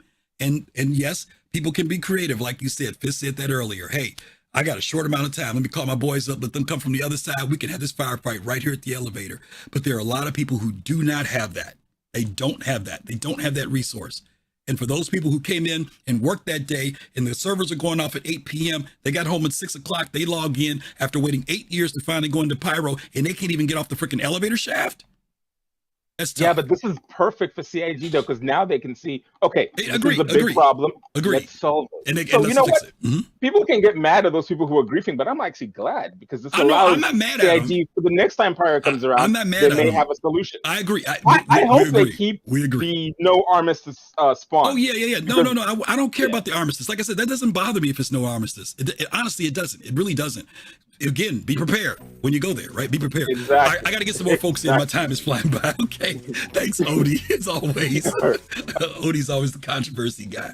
All right, who I got left? I got Lefty and then BBG and then Kai. Then I got to move on, guys. I'm running late. Yes. Hey, buddy. How are you? Hey, so yeah, there's a lot to come off of, but I want to try to provide a little bit of context for the framework that I'm about to deliver. So, first things first, I'm just going to say I've been around for a long time. I haven't been Evocati for very long, but I am Evocati, so I see some of that stuff too, and how stuff is generally handled in a testing environment. And so I want to draw a couple distinctions here, because there's a lot of people just saying that Pyro is PvP. And, you know, that's a thing, sure, but you've got to understand that this is also a testing environment. I'm not going to necessarily talk about the time frame, because that's just a icing on the cake kind of deal. Back to what you were talking about earlier, quote from the terms of service. It is against terms of service to exploit errors in design, features which are not documented, and or bugs to gain access that would otherwise not be available, or to give you any competitive advantage. And so I'm just going to straight up say right now that the PvP zone in the Habs was listed as a known issue. That is a bug. And people that exploit that are breaking the terms of service, period. Okay. There's no ifs, ands, or buts. That's black and white. And then one other thing that I'm going to say that some people might disagree with me on, it's a little bit semantic. 4 years ago, March 2nd, 2020, Xylo made a post on excessive griefing and stream sniping. It's kind of an infamous post, but it's on Spectrum, pinned as an announcement. It's still there, still pinned. And he's talking about reports of excessive griefing. And that's a key word there, excessive. And so he draws a distinction that for many of these reports that he's been getting, quote, a PvP solution is preferable. However, there is a lot of elaboration on that, and he draws a bit of a distinction between what is griefing, which in my opinion, PvP is griefing. You are causing grief. Whether it's right, wrong, or indifferent, it's griefing. And that's a big difference between our community and a lot of other online communities. But what he's elaborating on is that excessive griefing is where CIG cares and will take action. And so excessive griefing is things like exploiting to be able to kill people, or to be able to kill people without recourse, or abusing, bugs, which is exploiting. That's kind of synonymous. Yeah. And that is absolutely where CIG will intervene. So here's kind of my message to the people. I absolutely, personally, because I knew how to fix it, would have copied my account to PTU again, which would give me a new starting location, and then I would be fine. That doesn't take care of PvP and the rest of Pyro, which is a testing environment. So that's a whole separate issue. I don't think expectations were made clear there. Right. But there are fixes that you can do, and I would encourage people to enable themselves by setting up recording tools like NVIDIA, Shadowplay, and OBS is a great free tool. You can record your screen, make sure that you've got the QR code up, and then whenever you record it and those actions happen, all of those actions are recorded on the server, whether or not their name pops up. Right. CIG knows and can investigate, and I know that a lot of people flee to the forums as a public soapbox, and it's a way to vent. People need to vent when they get into that sort of situation where they feel helpless, right? They're going to go somewhere and talk about it. And it's important that that is heard, but if you actually want action, and if you want to experience Pyro in a testing environment type setup, I would encourage the conversation to move in the direction of CIG. Can we at least establish some expectations that we're here to find the bugs and not just to go murder hobo on everybody? And that's on CIG to answer that question. They're the arbiters of the universe. Good point. Okay. Thank you for bringing the facts in the black and white there, because we needed to hear that, because some people, unfortunately, the terms of service, we've read it and we've forgotten it, or we just haven't read it at all. But you gave us a good, clear thing of what they define as, and I'm glad you emphasized the fact of excessive griefing, because that's important. Thank you, a lot of people talk about griefing, and just there are a lot of things that are grief, and even calling somebody a name in chat, even if it's not like a derogatory name, it's just a, if I call you a fart nugget and it causes you grief, that's griefing. It's not excessive. Okay, thank you, buddy. Appreciate it. All right, Mick at Night, thank you for the follow. DeSolis 3D, thank you for the follow. Akmish, thank you for the follow as well. Koala Walla 9999, thank you for that follow too. SSG Trace Arcs, thank you for the follow, who dropped in also as well. We had a hype train earlier and I totally missed it. Thank you guys for that. Really, really appreciate it. The 500 bits, thank you. You guys are awesome as always. All right, we only got a couple more people and we're going to move on to our next one here. We can bring in BBG, Big Black Gaming. Hey, buddy, how are you? Greetings and salutations, Griff. Good. I'll be quick. I know you're trying to get beyond this topic. I just feel like this post that you pulled and the conversation that we've had really is reflective of the broad types of players that are attracted to the Star Citizen project. True. Right. Just in this small group is a microcosm of what you see out there. Different people have different sensibilities on these issues. And when people say that it's important for CIG to assert their view, I think that's right. And we have, from Todd Pappy, from Xylo, and from others, we have seen a default towards allowing PvP, right? But to your point, if I can't shoot back, that's not PvP. I said in the chat, that's PvV, right? That's player versus victim. I'm just a victim if I can't shoot back. the last thing I'll leave you with very quickly is, this post begins with the emphasis on 8 years. It's been 8 years from System 1 to System 2. And what's exciting about the project is that I don't think you have to wait 8 years for System 3, System 4, and System 5. Yeah. Right? So the more systems that we get, the more of a distribution towards the system types that we like, that we can have. Right? And then if, in the worst case scenario, Pyro ends up an abattoir of griefer psychosis, right? Then I've got 4 other systems and 4 other loops that I can do. And I know when I go into that space that it's going to be, chaos and foolishness, right? And so I think that this is a problem that the scale for it is going to be diminished each and every time a system is introduced. But I do get that individuals who have been waiting for just another system, just one more system for 8 years, and then go in and have that experience might have some feelings about it. And my hope is that the next tech preview will try to speak to some of that, particularly start testing the gang reputation pieces. So that's all I had. One of the things I remember, Rain said this earlier, and I'd forgotten about this, that when you go into Eve, there is a point where you get this warning, kind of like you're entering, you know what I mean? Like you're getting ready to enter into this area. And I know that they did have some things like that, from my understanding, in Pyro. There were some areas when you went there, you got a warning telling you you're entering this area, like a gang area or whatever.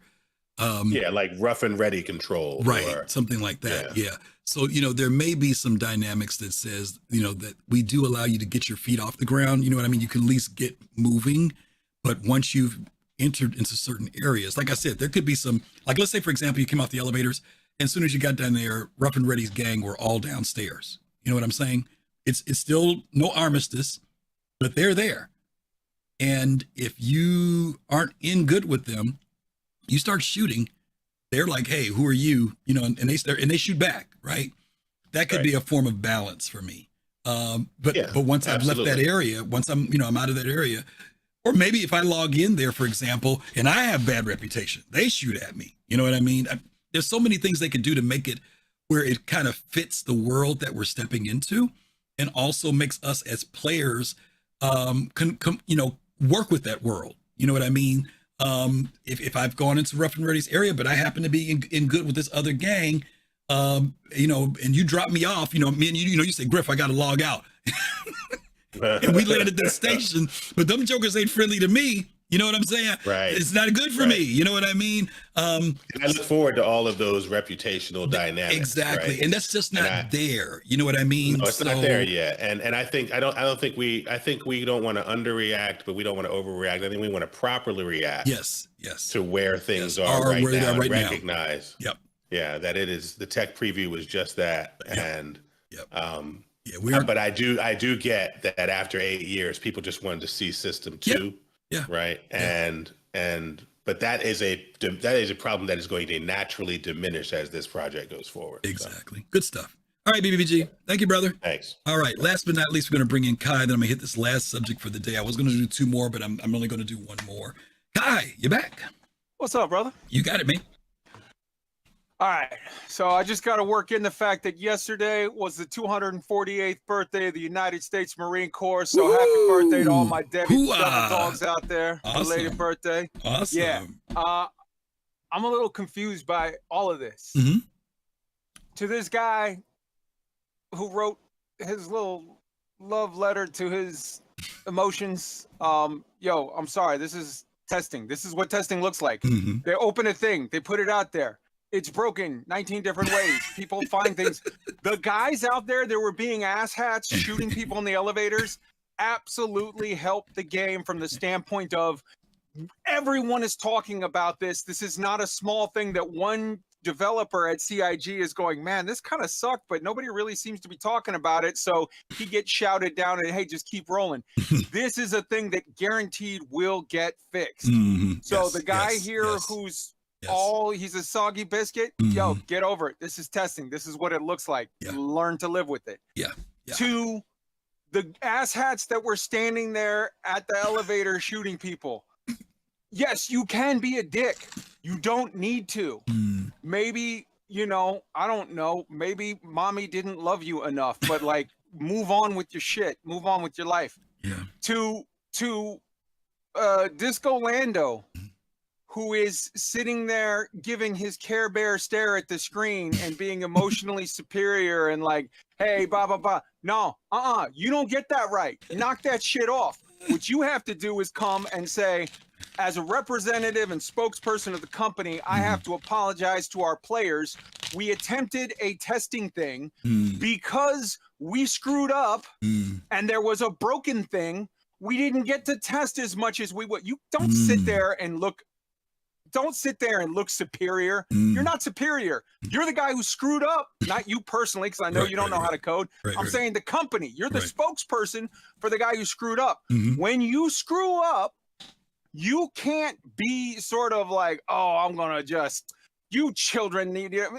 Dude, no, I don't work for you. I'm a customer. If I want to be an asshole, I can be an asshole. It's your job as the company to protect against asshole customers, to protect your non-asshole customers. Everybody involved in this, and I do 100% get the idea or the emotion behind saying, like what you said earlier, Griff, like, come on, guys, if you would have not screwed around with that, we could have tested some more stuff. We could have got some more. I get that. And that's great. But you can't expect, this is the internet. Assholes are everywhere. You can't expect good behavior expecting good behavior on the internet is like dropping your kids off at Hamas daycare. It's not a good plan. Be smarter. You got to expect assholes. You got to protect yourself against it. You have to, you know, protect yourself. So from the company, knock that shit off. Don't be, you know, oh, I'm all superior and I'm going to give you the Care Bear stare. No, just say we screwed up and own it. And call it out to for the what customers, to the guys who were standing there at the elevators being a dick shooting. You made your point. Now own it. Be like, yeah, all right, blah, blah, blah. To the guys who felt salty because they didn't get enough testing time, own it. Be like, all right, we can do this different. We help find this one thing. And to the company, everybody keeps talking about, we missed this golden 8-hour window. We'll never get to test again. Spoiler alert, there's going to be more of them. Chill out. Okay. Jesus. Good points. Everybody. Good points. All right. Drink a beer. And hug your kids and relax. Have fun, right? Have fun with the game. All right, Kai. Thank you, brother. Later. All righty. There we go. Kai closed it out on us. All right. We are...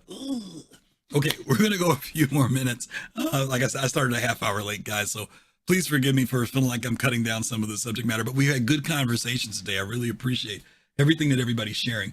Let's hit this third one. Oh, boy, we've been on this subject a long time. Holy smoke. Okay, let's hit this third one. This one here, the IAE. This post came out yesterday.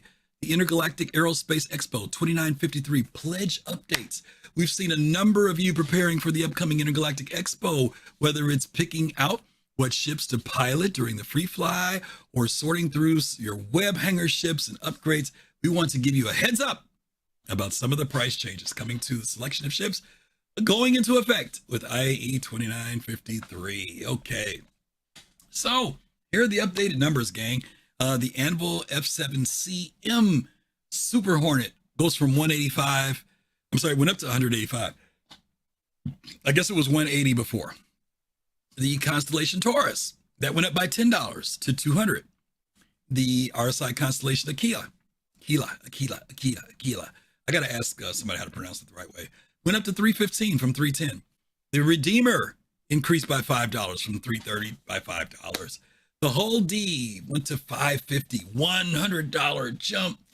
And then the RSI Orion went up by $75 to 650. So it was, what was it? It was 575 before? Yeah, 575. So here's my question to you guys. Does this make a difference to you? Do you care? That's basically it. Do you care that ships went up? Do you feel like, God bless them, they can do it? Do you feel like, I can't believe they raised that ship I was going to buy next week. You know, what are your thoughts about this? Now, let me say this ahead of time.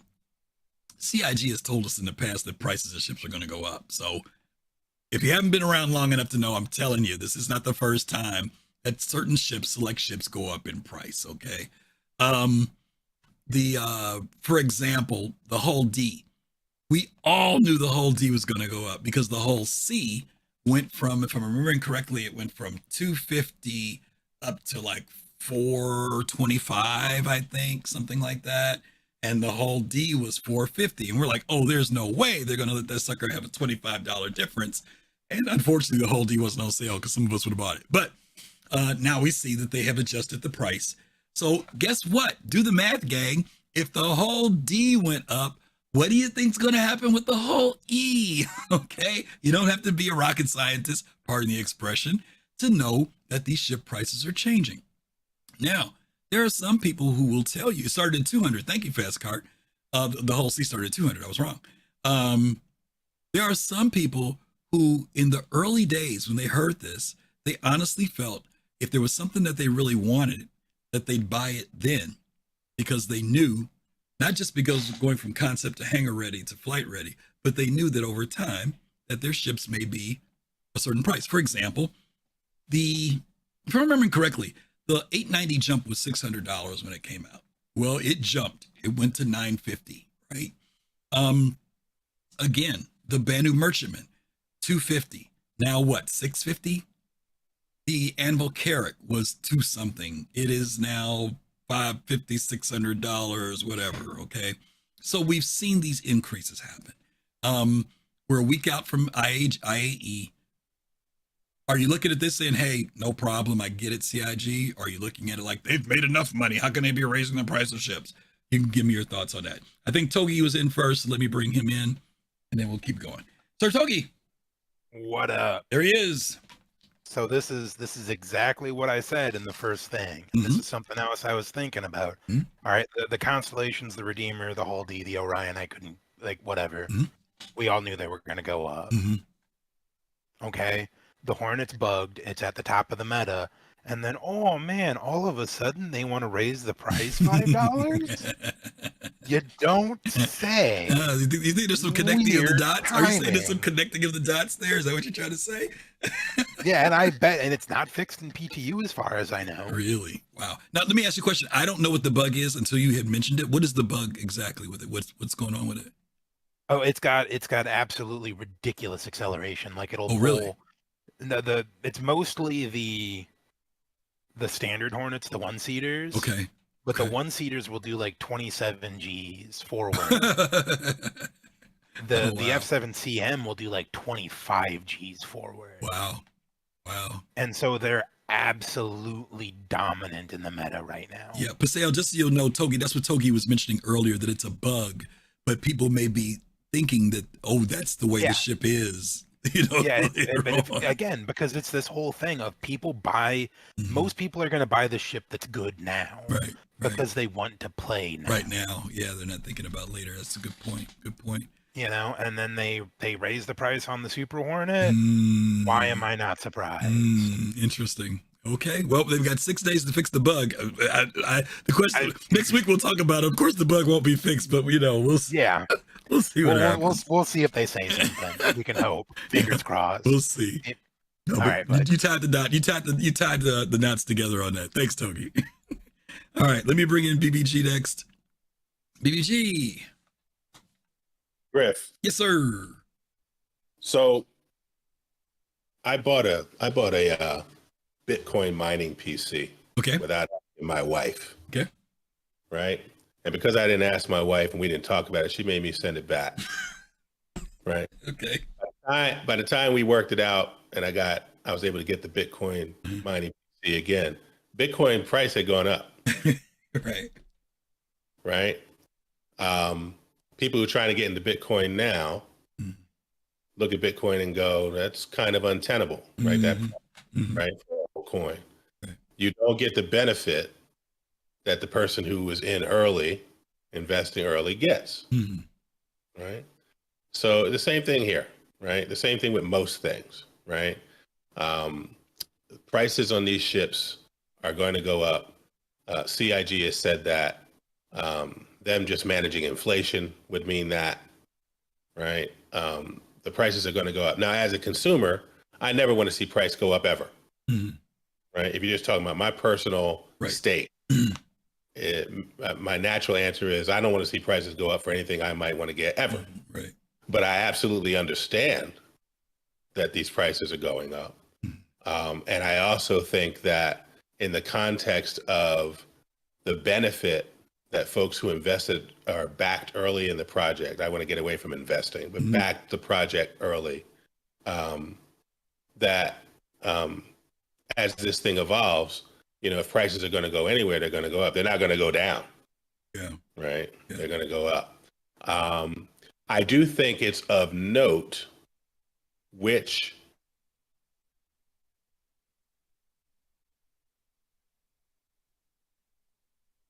did we lose him? DBG, if you're there, your audio dropped. Let's see if he comes back. All right. His internet, my internet, are you guys hearing me okay? Okay. CR cut him off. Okay, but you guys are hearing me? Because I just want to make sure it wasn't the internet. Okay, you guys are hearing me. Okay, cool. I'll bring him back in a second then. Let me bring in, I think Almost Over was next. Almost, you there? Yeah, buddy. Okay, there he is. Good. We'll bring BB Jack in a minute. What's your thoughts? All right, honestly, all right, so I believe he said it just now, as a consumer, I don't ever want the prices to go up, but I'm actually happy that they are. Okay. And the reason why, because I'm looking at kind of like a bigger picture moment of being happy that the prices are going up, because if the price is going up, it means that the game is becoming more and more of a reality. Okay. They can actually start increasing the prices, and you're going to pay for it because now you're actually believing in it. So, I mean, I can't just be like Almost Over coin. The price is going up in Almost Over coin when no one's buying it. You know what I'm saying? Yeah. Let me ask you this. Who do you think this price is directed toward? Is it us old gamers who might melt or use credit? Or do you think it's like because of, we've had price increases before, so it's not the first time. But do you think this is maybe new people won't have a problem with these prices? You think it'll be the old folks who've got a problem, but the new people, if they look at the performance of the game, the way the game is playing, they saw the trailers, they may look at this and say, oh, that's not bad, 185? Who do you think it's going to be? It's 100% directed at the new player. Okay. And the reason why is because if you've been around a while and you want a ship, you're going to get the ship. Okay. You're going to do it, whether it costs $650 or $600. If there's a ship on your mind, you're going to get it. Okay. But like if I was a company knowing that I just did this amazing, not con, I don't want to say it like that, but let's say Almost Over con, right. And then I know that everybody's like just in awe of what I, right. And I'm, right. I hate to say that I did this, but man, I did not get the Squadron 42 package when I first joined because I didn't know anything about it, and I'm not a big first person. I like playing online stuff. But then after I watched it, I was like, man, I want Squadron 42. Go to the website, it's gone, and I'm like, that's gonna come back. I knew immediately it was gonna be, I was like, that's on me for not, But see, it was that whole, now it's tangible. Like, I honestly didn't think Squadron 42 was going to come out for at least another, 5 years. Yeah. So that's why I'm saying, I can say from where I'm standing, I'm very sure it's directed in the new people that are seeing the hype and knowing that we're going to pay for that hype. That's what it's coming down to. And I appreciate it. Again, the tangibility, all the new people coming in, they're not hearing Scam Citizen anymore. Right. They're like, this is tangible. The reality this is legit. there. Yeah. Maybe I should buy a ship, Well, Well, we'll see what the numbers look like, right? I mean, they did real well after CitizenCon, and I think that IAE is going to be pretty serious this year, especially with the free fly tied to it. You know what I mean? So I definitely, again, something I did want to mention also is because the tangibility of it, that does necessarily make the ships more and more valuable because of they said they're not going to sell ships anymore once the game is released. So your window for buying ships is getting smaller and smaller, which means the price of the ships go higher and higher. Okay. All right. Thank you, brother. Appreciate you. All righty. Let me see if BBG's back because he can finish up if he is. You there, buddy? Let's see. Is he there? No, he's still working on his audio, it looks like, because he's got his mic muted. So let me bring in ODZ. Odie, you there? Yeah, I'm here. Cool. So, I mean, as people have already touched on before, things will go up. And I have to admit, I mean, I heard about the game in 2012, but I was playing Guild Wars 2 at the time, pretty heavy. But I backed in like 2016. Okay. So you got to think about it, right? It's basically a benefit to us that these prices are going up now because we got in early or earlier than a lot of other people. So we get the benefit. I mean, like, weren't people getting like Squadron and Star Citizen for like as low as $20? Yeah, back in the day, yeah. Right? Think about how much that is. You're looking at about if we just say regular AAA now, which is like what, $70 a game, you basically saved what, $120? That's crazy if you think about it. So yeah, prices are going to go up. If they can sell them at this price, go for it. Because remember, there's always going to be that push and pull, right? Yeah. You want to sell them enough to actually make money off them, but not price people out of even being able to buy them. Right. Because remember, a lot of us would have gotten them, and a lot of us would have gotten them a lot cheaper. True. Right. Yeah. So I mean, I don't know if they think they can get away with this, they can. But I don't know. For me personally, the fact that they have an Orion there, I'm like, why? There is no asteroid. I'll throw an answer into that to your question. The reason why the Orion is it's interesting which ships they picked. The Hull D is here because of the Hull C, right? The Hull C blew up. People who had no interest in it all of a sudden became interested. They had a price increase and they needed to adjust the Hull D because now they're going to be people who say, wow, this Hull C thing is cool. Maybe I'll get a Hull D. Right. The Orion, though, went up because we know that RSI is working on the fourth mining ship, which is supposed to be between the Mole and the Orion. And so what they're doing is they're getting the gap wide between the price of the Mole and what the Orion's price is going to be. So now if they decide to drop that Orion mining ship, that RSI mining ship that we asked for last year, which could be one of the unannounced ships, they could drop that thing at a price point of anywhere between $425 and $575. And they'd have $425 the cost of the Mole is $315. Okay. So they could actually go between, I'm just saying, $375 to, $550, and it'd be ready for them to drop it in there. So now, I'm not saying that ship's going to show up at IAE, but boy, if it did, there would be some people who they wouldn't pay for an Orion, but they might buy that next one because this next mining ship is supposed to be able to carry a vehicle too. So we'll see. We'll see what happens. The thing is, I actually like this conversation because you looked at the exact same problem, but from a completely different perspective. I'm thinking gameplay, right? I'm thinking, why are they even increasing the price of a ship that has no gameplay and it hasn't even been built yet? It's not even in, right? Right. Exactly. And then the same thing with the Hull D. I'm like, why are you putting in the Hull D? We can't even service the Hull Cs right now with enough cargo. Yep. And I don't know if they're still bugged, Yeah. The ships, because I'm like, okay, why are you even doing this? But then you're like, okay, wait a minute, hold on. Forget all that. Yeah, there's some method to the madness. They want to make money, right? There's method to the madness. As crazy as it is, there is method to the madness. All right, Odie, thank you, brother. All right, let me bring in, let's see, I've got Fast Card here. Let me bring him in. FC. Hey, how's it going? Hey, buddy. Yeah, I just wanted to make a quick PSA. It may be obvious to some people, but may not be obvious to others, but, especially new players. But, you see the prices are changing.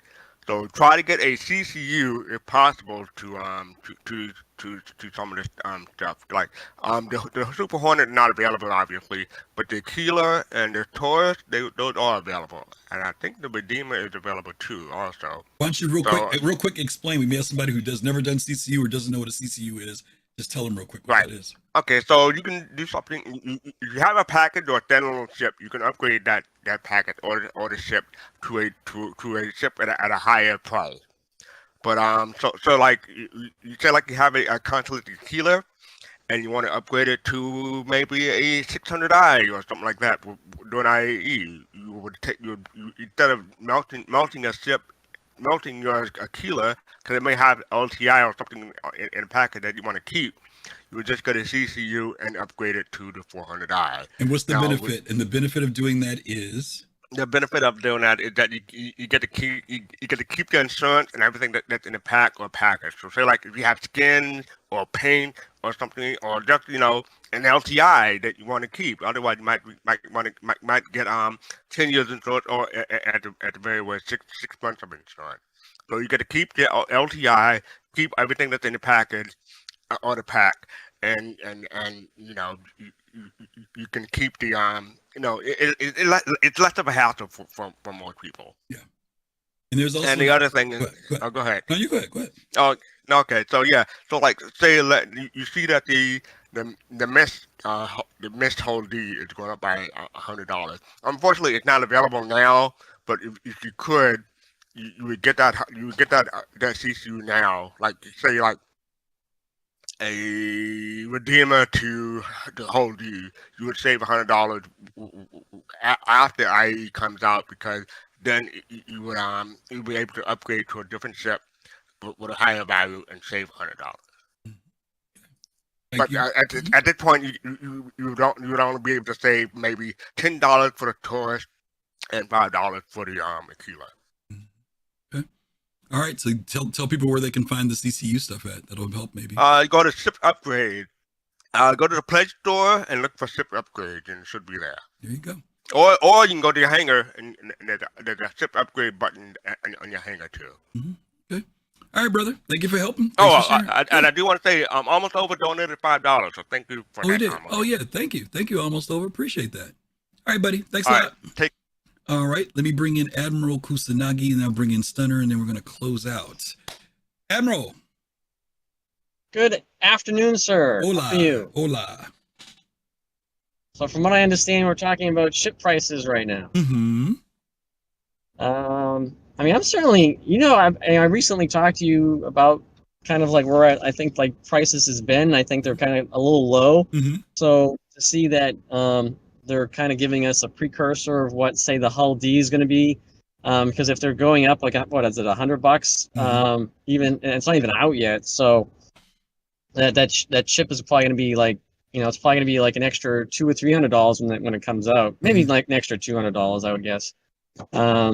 So that's kind of the way I feel. I feel like, with inflation overall, that, their costs have just gone up like everybody else's costs. Mm-hmm. So they need to, I think, price things accordingly. And I mean, it's not better for us as backers, but we're all trying to make sure this thing it's completed. Let me ask you, it looks like the money.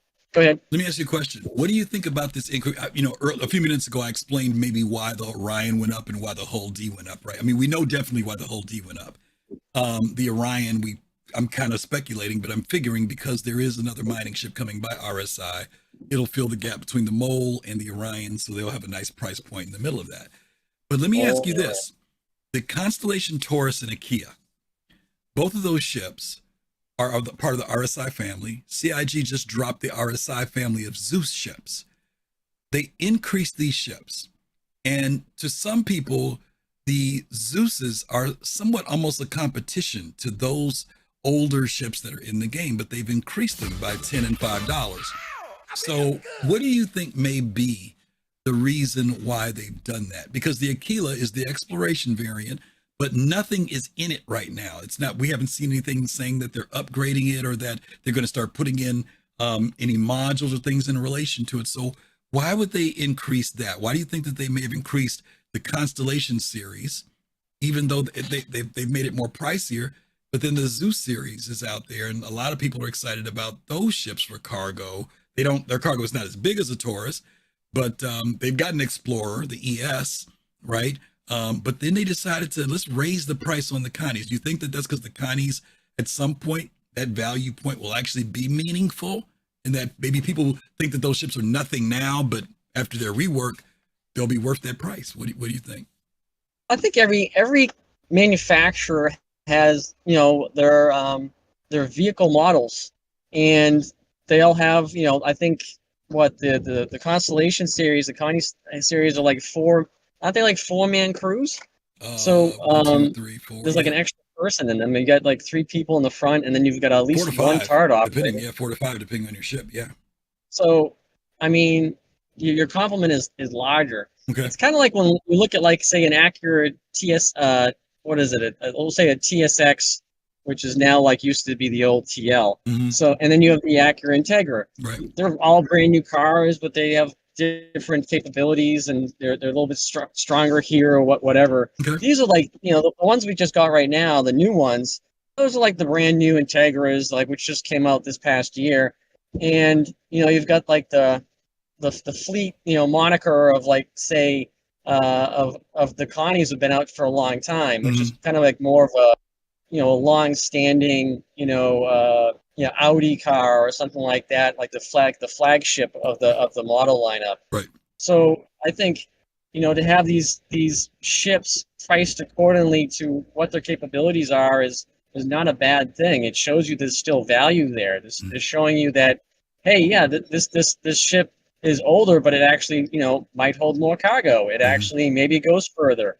It holds more people. So it gives everybody, like, you know, I think an appreciation that their ship, even if you already bought it, still has value over these new ships. That was one reason I didn't buy the new ships, was because I have a Taurus. Like, I'm like, I don't see a reason to buying this new cargo variant if I have a Taurus. So that's the way I looked at it. That's a good point. It was tough for me. I mean, it's the new shiny thing, and it's very cool. But when I stepped back from a practical position, I was like, I've got ships that do this. You know, it is nice. It's very cool. But the question is, when it came down to capability, do I have something that fulfills that role? And for me, the answer was yes. You know. Yeah. Do you have something that fills that role? And does that thing that you have or want have better aesthetics than A, B, or C? So really it comes down to that. Like, we're literally going to, like, you know, a mall full of manufacturer, you know, it's like going, if you could go to a mall and there was just different car manufacturers in there, that's what we're going through. Yeah. And we have the selection, we have the ability to select, you know, what we want based off the, you know, like you say, if there was a cargo origin ship, like, would you rather have that was the same size of a Taurus? Yeah. Or maybe you wouldn't, maybe what's been out there never intrigued you. You know, like I was mentioning about the MR, like the Mantis was kind of cool. The Antares was kind of cool. The Cuddy Blue was kind of cool. And I kept saying, oh, maybe one day. But then I saw the MR, and something about the MR made me get interested in that whole bounty hunting thing again. You know what I mean? So like you said, sometimes it's variety, sometimes it's aesthetic, sometimes it's because of what the ship does. We've had the whole capture thing and everything, but for some reason I didn't really think about it. But then I saw the MR, and I still haven't bought it. But again, I'm just saying, like, to your point, when you say it's like a mall and you've got all these variety of manufacturers, sometimes it's just the fact that the options are there. You don't have to do it, but maybe it's the aesthetic that catches you, or maybe it's the functionality that catches you, you know? Well, it's funny you say that, because when the C8R came out, I didn't give a damn about medical gameplay. I knew it was there. I didn't like the Cutlass Red. I just didn't like the feel of it. And then when the C8R came out, I was like, oh, wait a minute. Like, maybe and then I got the C8R, and I'm like, oh God, I need to get the Apollo now. Like, oh my God, like, this is amazing. Yeah. So it's kind of on the same thing, that, like, what sparks your interest in a field of gameplay, and then having like the know-with-all to like, just like, okay, this is something that I've actually decided I want to be interested in, and this ship here in particular, and its functionality is something I'm willing to spend money on. Yeah. So for them to say, okay, here's a Connie and it's an extra $10 and it does more than this ship or whatever, it's still making it valuable. It's showing the value is there. Okay. And I think I'm okay with it. Cool. Yeah, that's pretty much it. All right. Thank you, Admiral. Appreciate you, brother. Be safe Thanks out for there. having me again. Thank you, sir. All right. Admiral's out there driving. I tell him to be careful driving. All right. Last but not least, we're going to bring in Stunner. Stunner, you there? Hey, Griff, what's going on, man? How are you, buddy? Hey, so, we talk about how CIG communicates a lot, and, I'll definitely knock them when they do bad communication, but to me, this is a brilliant piece of communication. It's straightforward. It's factually true. I mean, a bunch of us were sitting in chat last night actually talking about our plans we're making for IAE, so it's absolutely true. And it's always nice if you give people a heads up on price changes coming, so nobody can knock them for that. Yeah. But it completely is a subtle marketing message too. I mean, people already brought the points up, and you as well. I mean, they talk about upgrades. So for new people who don't even know what that's about, I mean, I've actually had several this week coming into my YouTube feed, content like videos from content creators I've never even heard of, saying like the ultimate CCU guide for IAE this year, and it's starting already, and it's just every year that picks up more and more. And it's nice that CIG allows the CCU game to occur, but it's smart too, because they know that increases sales for them. Yeah. And I'm surprised they didn't put a link in here to one of the content creators that like Info Runners or something, that does the CCU guides. Like that's the only thing it's missing really. But it's also totally playing into the FOMO. And I think we're going to see price increases happening more, obviously, more ships coming out. Gold, and there's a reason for it too. I mean, to keep the FOMO going, but also as gold passes happen, as more features come into the game. And most of these ships, even if they are in game right now, they may not have all the perceived functions that they had when they originally came out, like concept sales. True. And CIG talks about what this ship's role in the verse is. Yeah. But even if those ships are in game, it hasn't been fully realized because all those different game aspects aren't in yet. And as they come online, especially over this next year, you're going to see these ships starting to fulfill the roles, and it's worth more money. Maybe people weren't going to pay that for a ship that was missing a half or 3/4 of its functions when it first came out, but now that it can do everything it was meant to, it's worth a little bit more. I'm not an Anvil guy, so I can't tell you the history of the F7 series on their pricing, but I can talk about the Connies and the Aquilas. The Taurus was $150 for years, and it didn't change until it got released. When it released, it went up to, I think, $175 war bond, and I think it was to $190. If I'm remembering correctly, 190 credit, but then it went up to 190. Thank you, Darkness Mood. It was 190. Okay. I thought it was 175 war bond when it first came out, but I could be wrong. But then it's increased now again to now $200. The Aquila back in the day was $275. It was, out of the three, it was the most expensive. The Taurus was $150. The Connie was $225. And then that was $275. Then you got to the frickin' Phoenix, which was $350, right? Right. But we've seen now that has increased. Again, those ships are tangible, they're in people's hands, and I agree. I think it was Captain Jones said that the price points were too close between the Zeus series and the Connie series.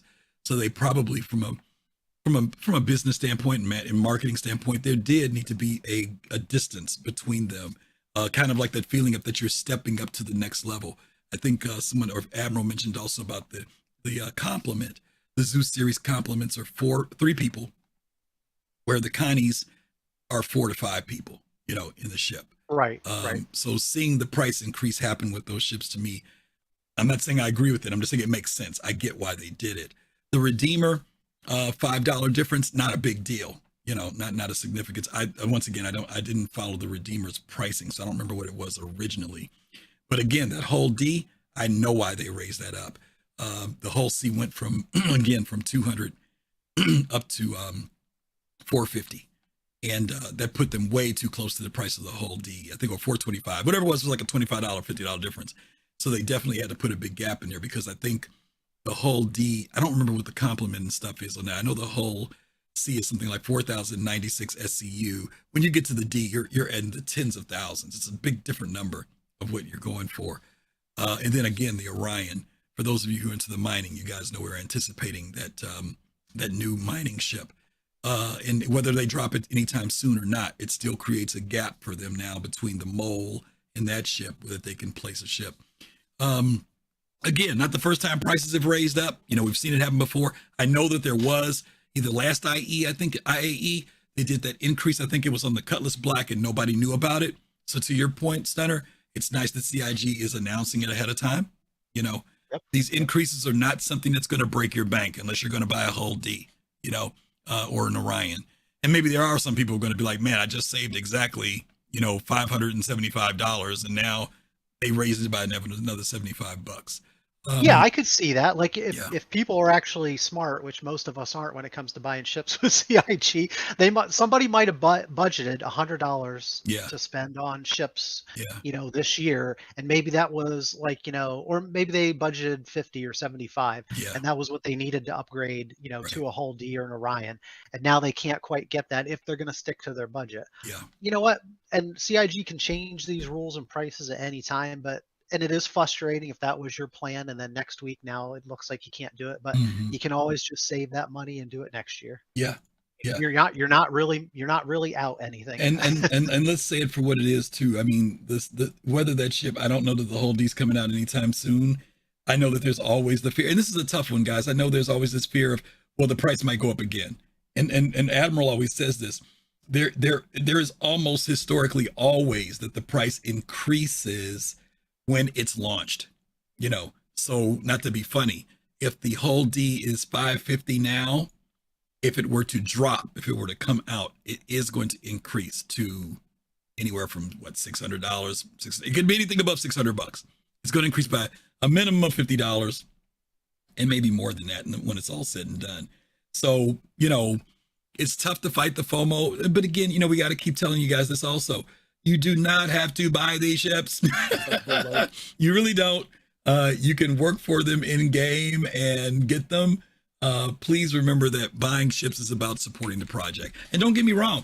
If you're fueled up by what you saw at CitizenCon and that's what's motivating you right now, and you're like, dude, this stuff is coming into fruition. It's real. It's in our hands, and you're pumped up about it and you want to toss in some cash, because I can understand the apprehension. Somebody said this earlier, Stunner, in the chat. They said, the earlier you get in, the higher the risk. For people who got in early and got the better prices, they also took on the greater risk of whether or not the game would be delivered and whether things would come through. Those who decided to say, hey, I'll wait and I'll see, you have the greater surety now of the game being delivered, but you're also maybe paying a little bit more than maybe the people who took the risk in the earlier days. So it's kind of a one hand, the glass half full, glass half empty thing, Oh yeah, definitely. I mean, people that came onto the project this year, and made it through the whole year, even though there were some tough times. But this year's CitizenCon definitely have more hair than those of us that have been in for years and years, not even knowing if we were getting to this point. Either they got more hair or it's not gray, one of the two. But yeah, they don't have all the stress. All right, thank you. A nice incentive is, if people are worried about the price increases and keeping on budget and stuff, the better they do on their holiday shopping on Friday after Thanksgiving or Cyber Monday might give them a little extra. Yeah. But again, guys, please, if you're giving money, give it because you're supporting the project. Okay. I know it's tough because some stuff is just so cool. The marketing is so slick and it looks great. And I get it. Some people have that money where they can spend it because this is their pastime. It's like the person who wants to go to the bar or buys their Harley, and this is just their thing that they do. And that's okay if that's your thing. But if you're being a consumer, if you're being a gamer, just know that you can get the ships in game. You can work for them in game. It doesn't take a lot right now. It might take a lot later, but you can work for these ships in game. You can get with friends. People will let you fly their ship, but do it to support the project. If you're going to do it, that's the real thing. And if you're happy with that, if you're fired up because of what you saw at CitizenCon, then hey, if you want to toss some money to them, I'm sure they'll appreciate it. All right, Stunner. Thank you, brother. Yep, thanks. Okay, you got one more. Kai jumped in at the last minute. Let me get him in real quick, and I'm going to close out. Kai, you back? Oh, damn, Griff, you stole my line. Oh, okay. You literally stole my line. But I'm sorry. I was literally just coming in to say, after hearing this investment stock market talk for the last 19 hours of like, well, you gotta understand that the derivative value of plus 30% when you're factoring in this product line. The reality is you can get it for free. I'm like, oh Jesus Christ, this is where all the beanie baby people went. What the no, super secret. You can get everything for $0 after the game launches. $40. Yep. You buy in, and then go earn it. Yep. UEC, baby. There you go. Let's go. There you go. Yeah. And listen, pardon me, there are plenty of ships in this game I don't own for the sole purpose, like Kai said. My sole purpose is I want to be able to enjoy not just the game, but I do want to be able to enjoy those times where I hit that landmark and I'm able to get something because I honestly worked for it in the game, you know, or because I did it collectively, or because I got paid from working on Kai's ship. You know, maybe that's how I get it, because Kai paid me well and that was fun, and now I can go to the ship store and I can buy my ship, you know. So again, we do want to encourage you guys again, and we always do this, you know, as much as there's the excitement and the marketing and the trailers, it all looks great. You know, if you're doing it, do it because you're supporting the project. If you're energized because you figure like, hey, this thing is becoming a little more tangible now, it's not as elusive as it wasn't so esoteric, we kind of see the progress in the game. If you want to throw them some bucks, that's cool. But if nothing else, it's a game. Don't hurt yourself. Please don't hurt yourself, because I've known people who have spent way too much money and they you know, they get caught up, and you have to manage your expectations, both from CIG as well as your wallet, because your wallet starts screaming. Okay. So no, thanks Kai for bringing it up, because it is something that we do want people to know. We always do. You could use my discount code #100% off. Buy it in game after it launches. Bye, Kai. Okay. All right, guys. We're done. We have done our 2 hours. I got here a little late today, but I really appreciate you guys being here. Thank you as always for all the wonderful people who came in and shared with us in chat. Your opinions are always welcome. We have such great people. Whether you come in, even if you don't get to speak, I am watching chat. I do my best to see what folks are saying. You guys always share great stuff here with the community. And thank you guys for that. We really appreciate the fact that you spend Saturday afternoons and Thursday nights and Sunday evenings with us. We always do. Other than that, let me give you updates on what's going on. Let's make the change the channel here. Don't forget, today is Podset Saturday. Podset Saturday, the day where we partner with other community content creators. Paul Shelley over at the Astro Pub with the Captain's Table, which is starting in just a couple of minutes. And then after that, the OGs of Star Citizen community, Relay SC, they're on later on the 9 p.m. Eastern tonight. So you get to fill your whole Saturday afternoon and evening with nothing but Star Citizen conversation, good information, all that good stuff. I don't know who Paul's going to have on, but as always, I tune into him after I get through doing a little post-production stuff and hear what's going on over there. So that's what we want to tell you about that. Tomorrow, we continue with our series on CitizenCon. We've been reviewing CitizenCon. There was so much information a few weeks ago at CitizenCon. Usually we just kind of do one review show afterward and we kind of talk about it. There was just too much info. So we're digesting it again, as I'm sure many of you have. You watched the videos the first time, then you went back and said, I got to watch this again. There's just too much stuff. We've been doing that on this show. Last week we had Star Jump Grim join us where we talked about ships. This week we're going to be talking about navigating the verse and also character advancement. 2 really cool episodes. We're going to be doing those tomorrow. The Soul Citizens will be on. We'll watch it. We'll talk about it. Hear what you guys have to say about it as well. So hopefully you guys can join us tomorrow evening, 8 p.m. Eastern time for that show. And other than that, that's about all I'm going to tell you. That is really all about it. We are going to send you guys over to our good friend, the man himself, Paul Shelley with the Astro Pub. Paul's getting ready to kick off the Captain's Bar Table. Citizen, virtual Bar Citizen. Oh, thank you, Fast Card. Oh my God. Let me cancel the doggone raid. Hold on a second, y'all, because Fast Card came in and reminded me, as a good co-producer should. Virtual Bar Citizen.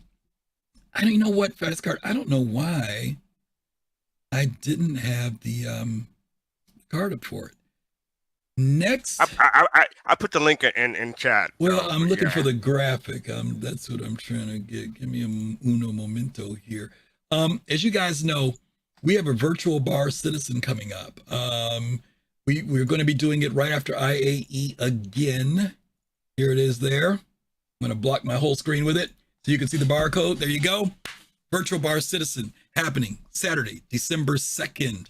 We're going to kick it off at 12 noon Eastern time for 4 hours. We will be having sessions talking about both CitizenCon and IAE this year. So going to be a lot to talk about. We'll take a little hour break in there. Then we're going to come back again at 5 p.m. Eastern time till 9. You need to register for this event. That's why that is up there. That's why the barcode is there. Take out your cell phone, do the screenshot. You need to be able to go. Fastcart, put the link. Did you drop it in there? There we go. He just dropped it in. There's the link. You need to register. This is done on Zoom, online. People from all over the world. We have people from Japan, people from Germany, people from the UK, people from the United States, people from South America, people from Canada, people from everywhere, Australia. Come and hang out with us that day, and we get to talk about stuff. Yes, Darkness Muta. If you register once, you can go to either one. Doesn't make a difference. Okay, there aren't two different registrations. Last time we had one for the morning, one for the evening. All you have to do is just do the one, and you can come to whichever one or both that you want to come to. So please, we'd love to have you guys there. Over 100 people there. People from CIG drop in and hang out with us throughout the day as well. We have had who's been there? Fastcart. Zylo's been there. Jared, Tyler, Galactica, Dan, Tyler, Jared, Dan, Galactica. Brian Chambers has showed up. Different folks show up. They show up. Toast has been there. They come and hang out with us, and they answer questions and they talk. So if you can't go to a Bar Citizen, maybe you live someplace where a Bar Citizen is just too far away, or you miss them every time they happen, or you couldn't make CitizenCon's Bar Citizen. This is an opportunity for you to connect with community, connect with people from CIG, and have a great time. So thank you, Fastcart. And to Dollar Green Giant 2 point, yes, we are anticipating having more than 100 people, so we should not have an issue this time like we did last time. Yes. It should be fine. Yes, so we're looking forward to having everybody there. We really do. Okay, that's it. I'm going to go ahead and kick off my raid here again because I caught it before I sent it out. We're going to send you guys over with the man himself. Like I said, Paul Shelley, Captain's Table. They are about to start in about 4 minutes. When you guys get over there with Paul, let him know you came over from Soul Voices. Give him some love if you aren't following him. Paul's a great person. Hang out, enjoy the show over there. And as always, we'll see you guys later. Hopefully tomorrow evening, 8 p.m. Eastern time. Peace, love, and soul. Take care. Have a great weekend. Ciao.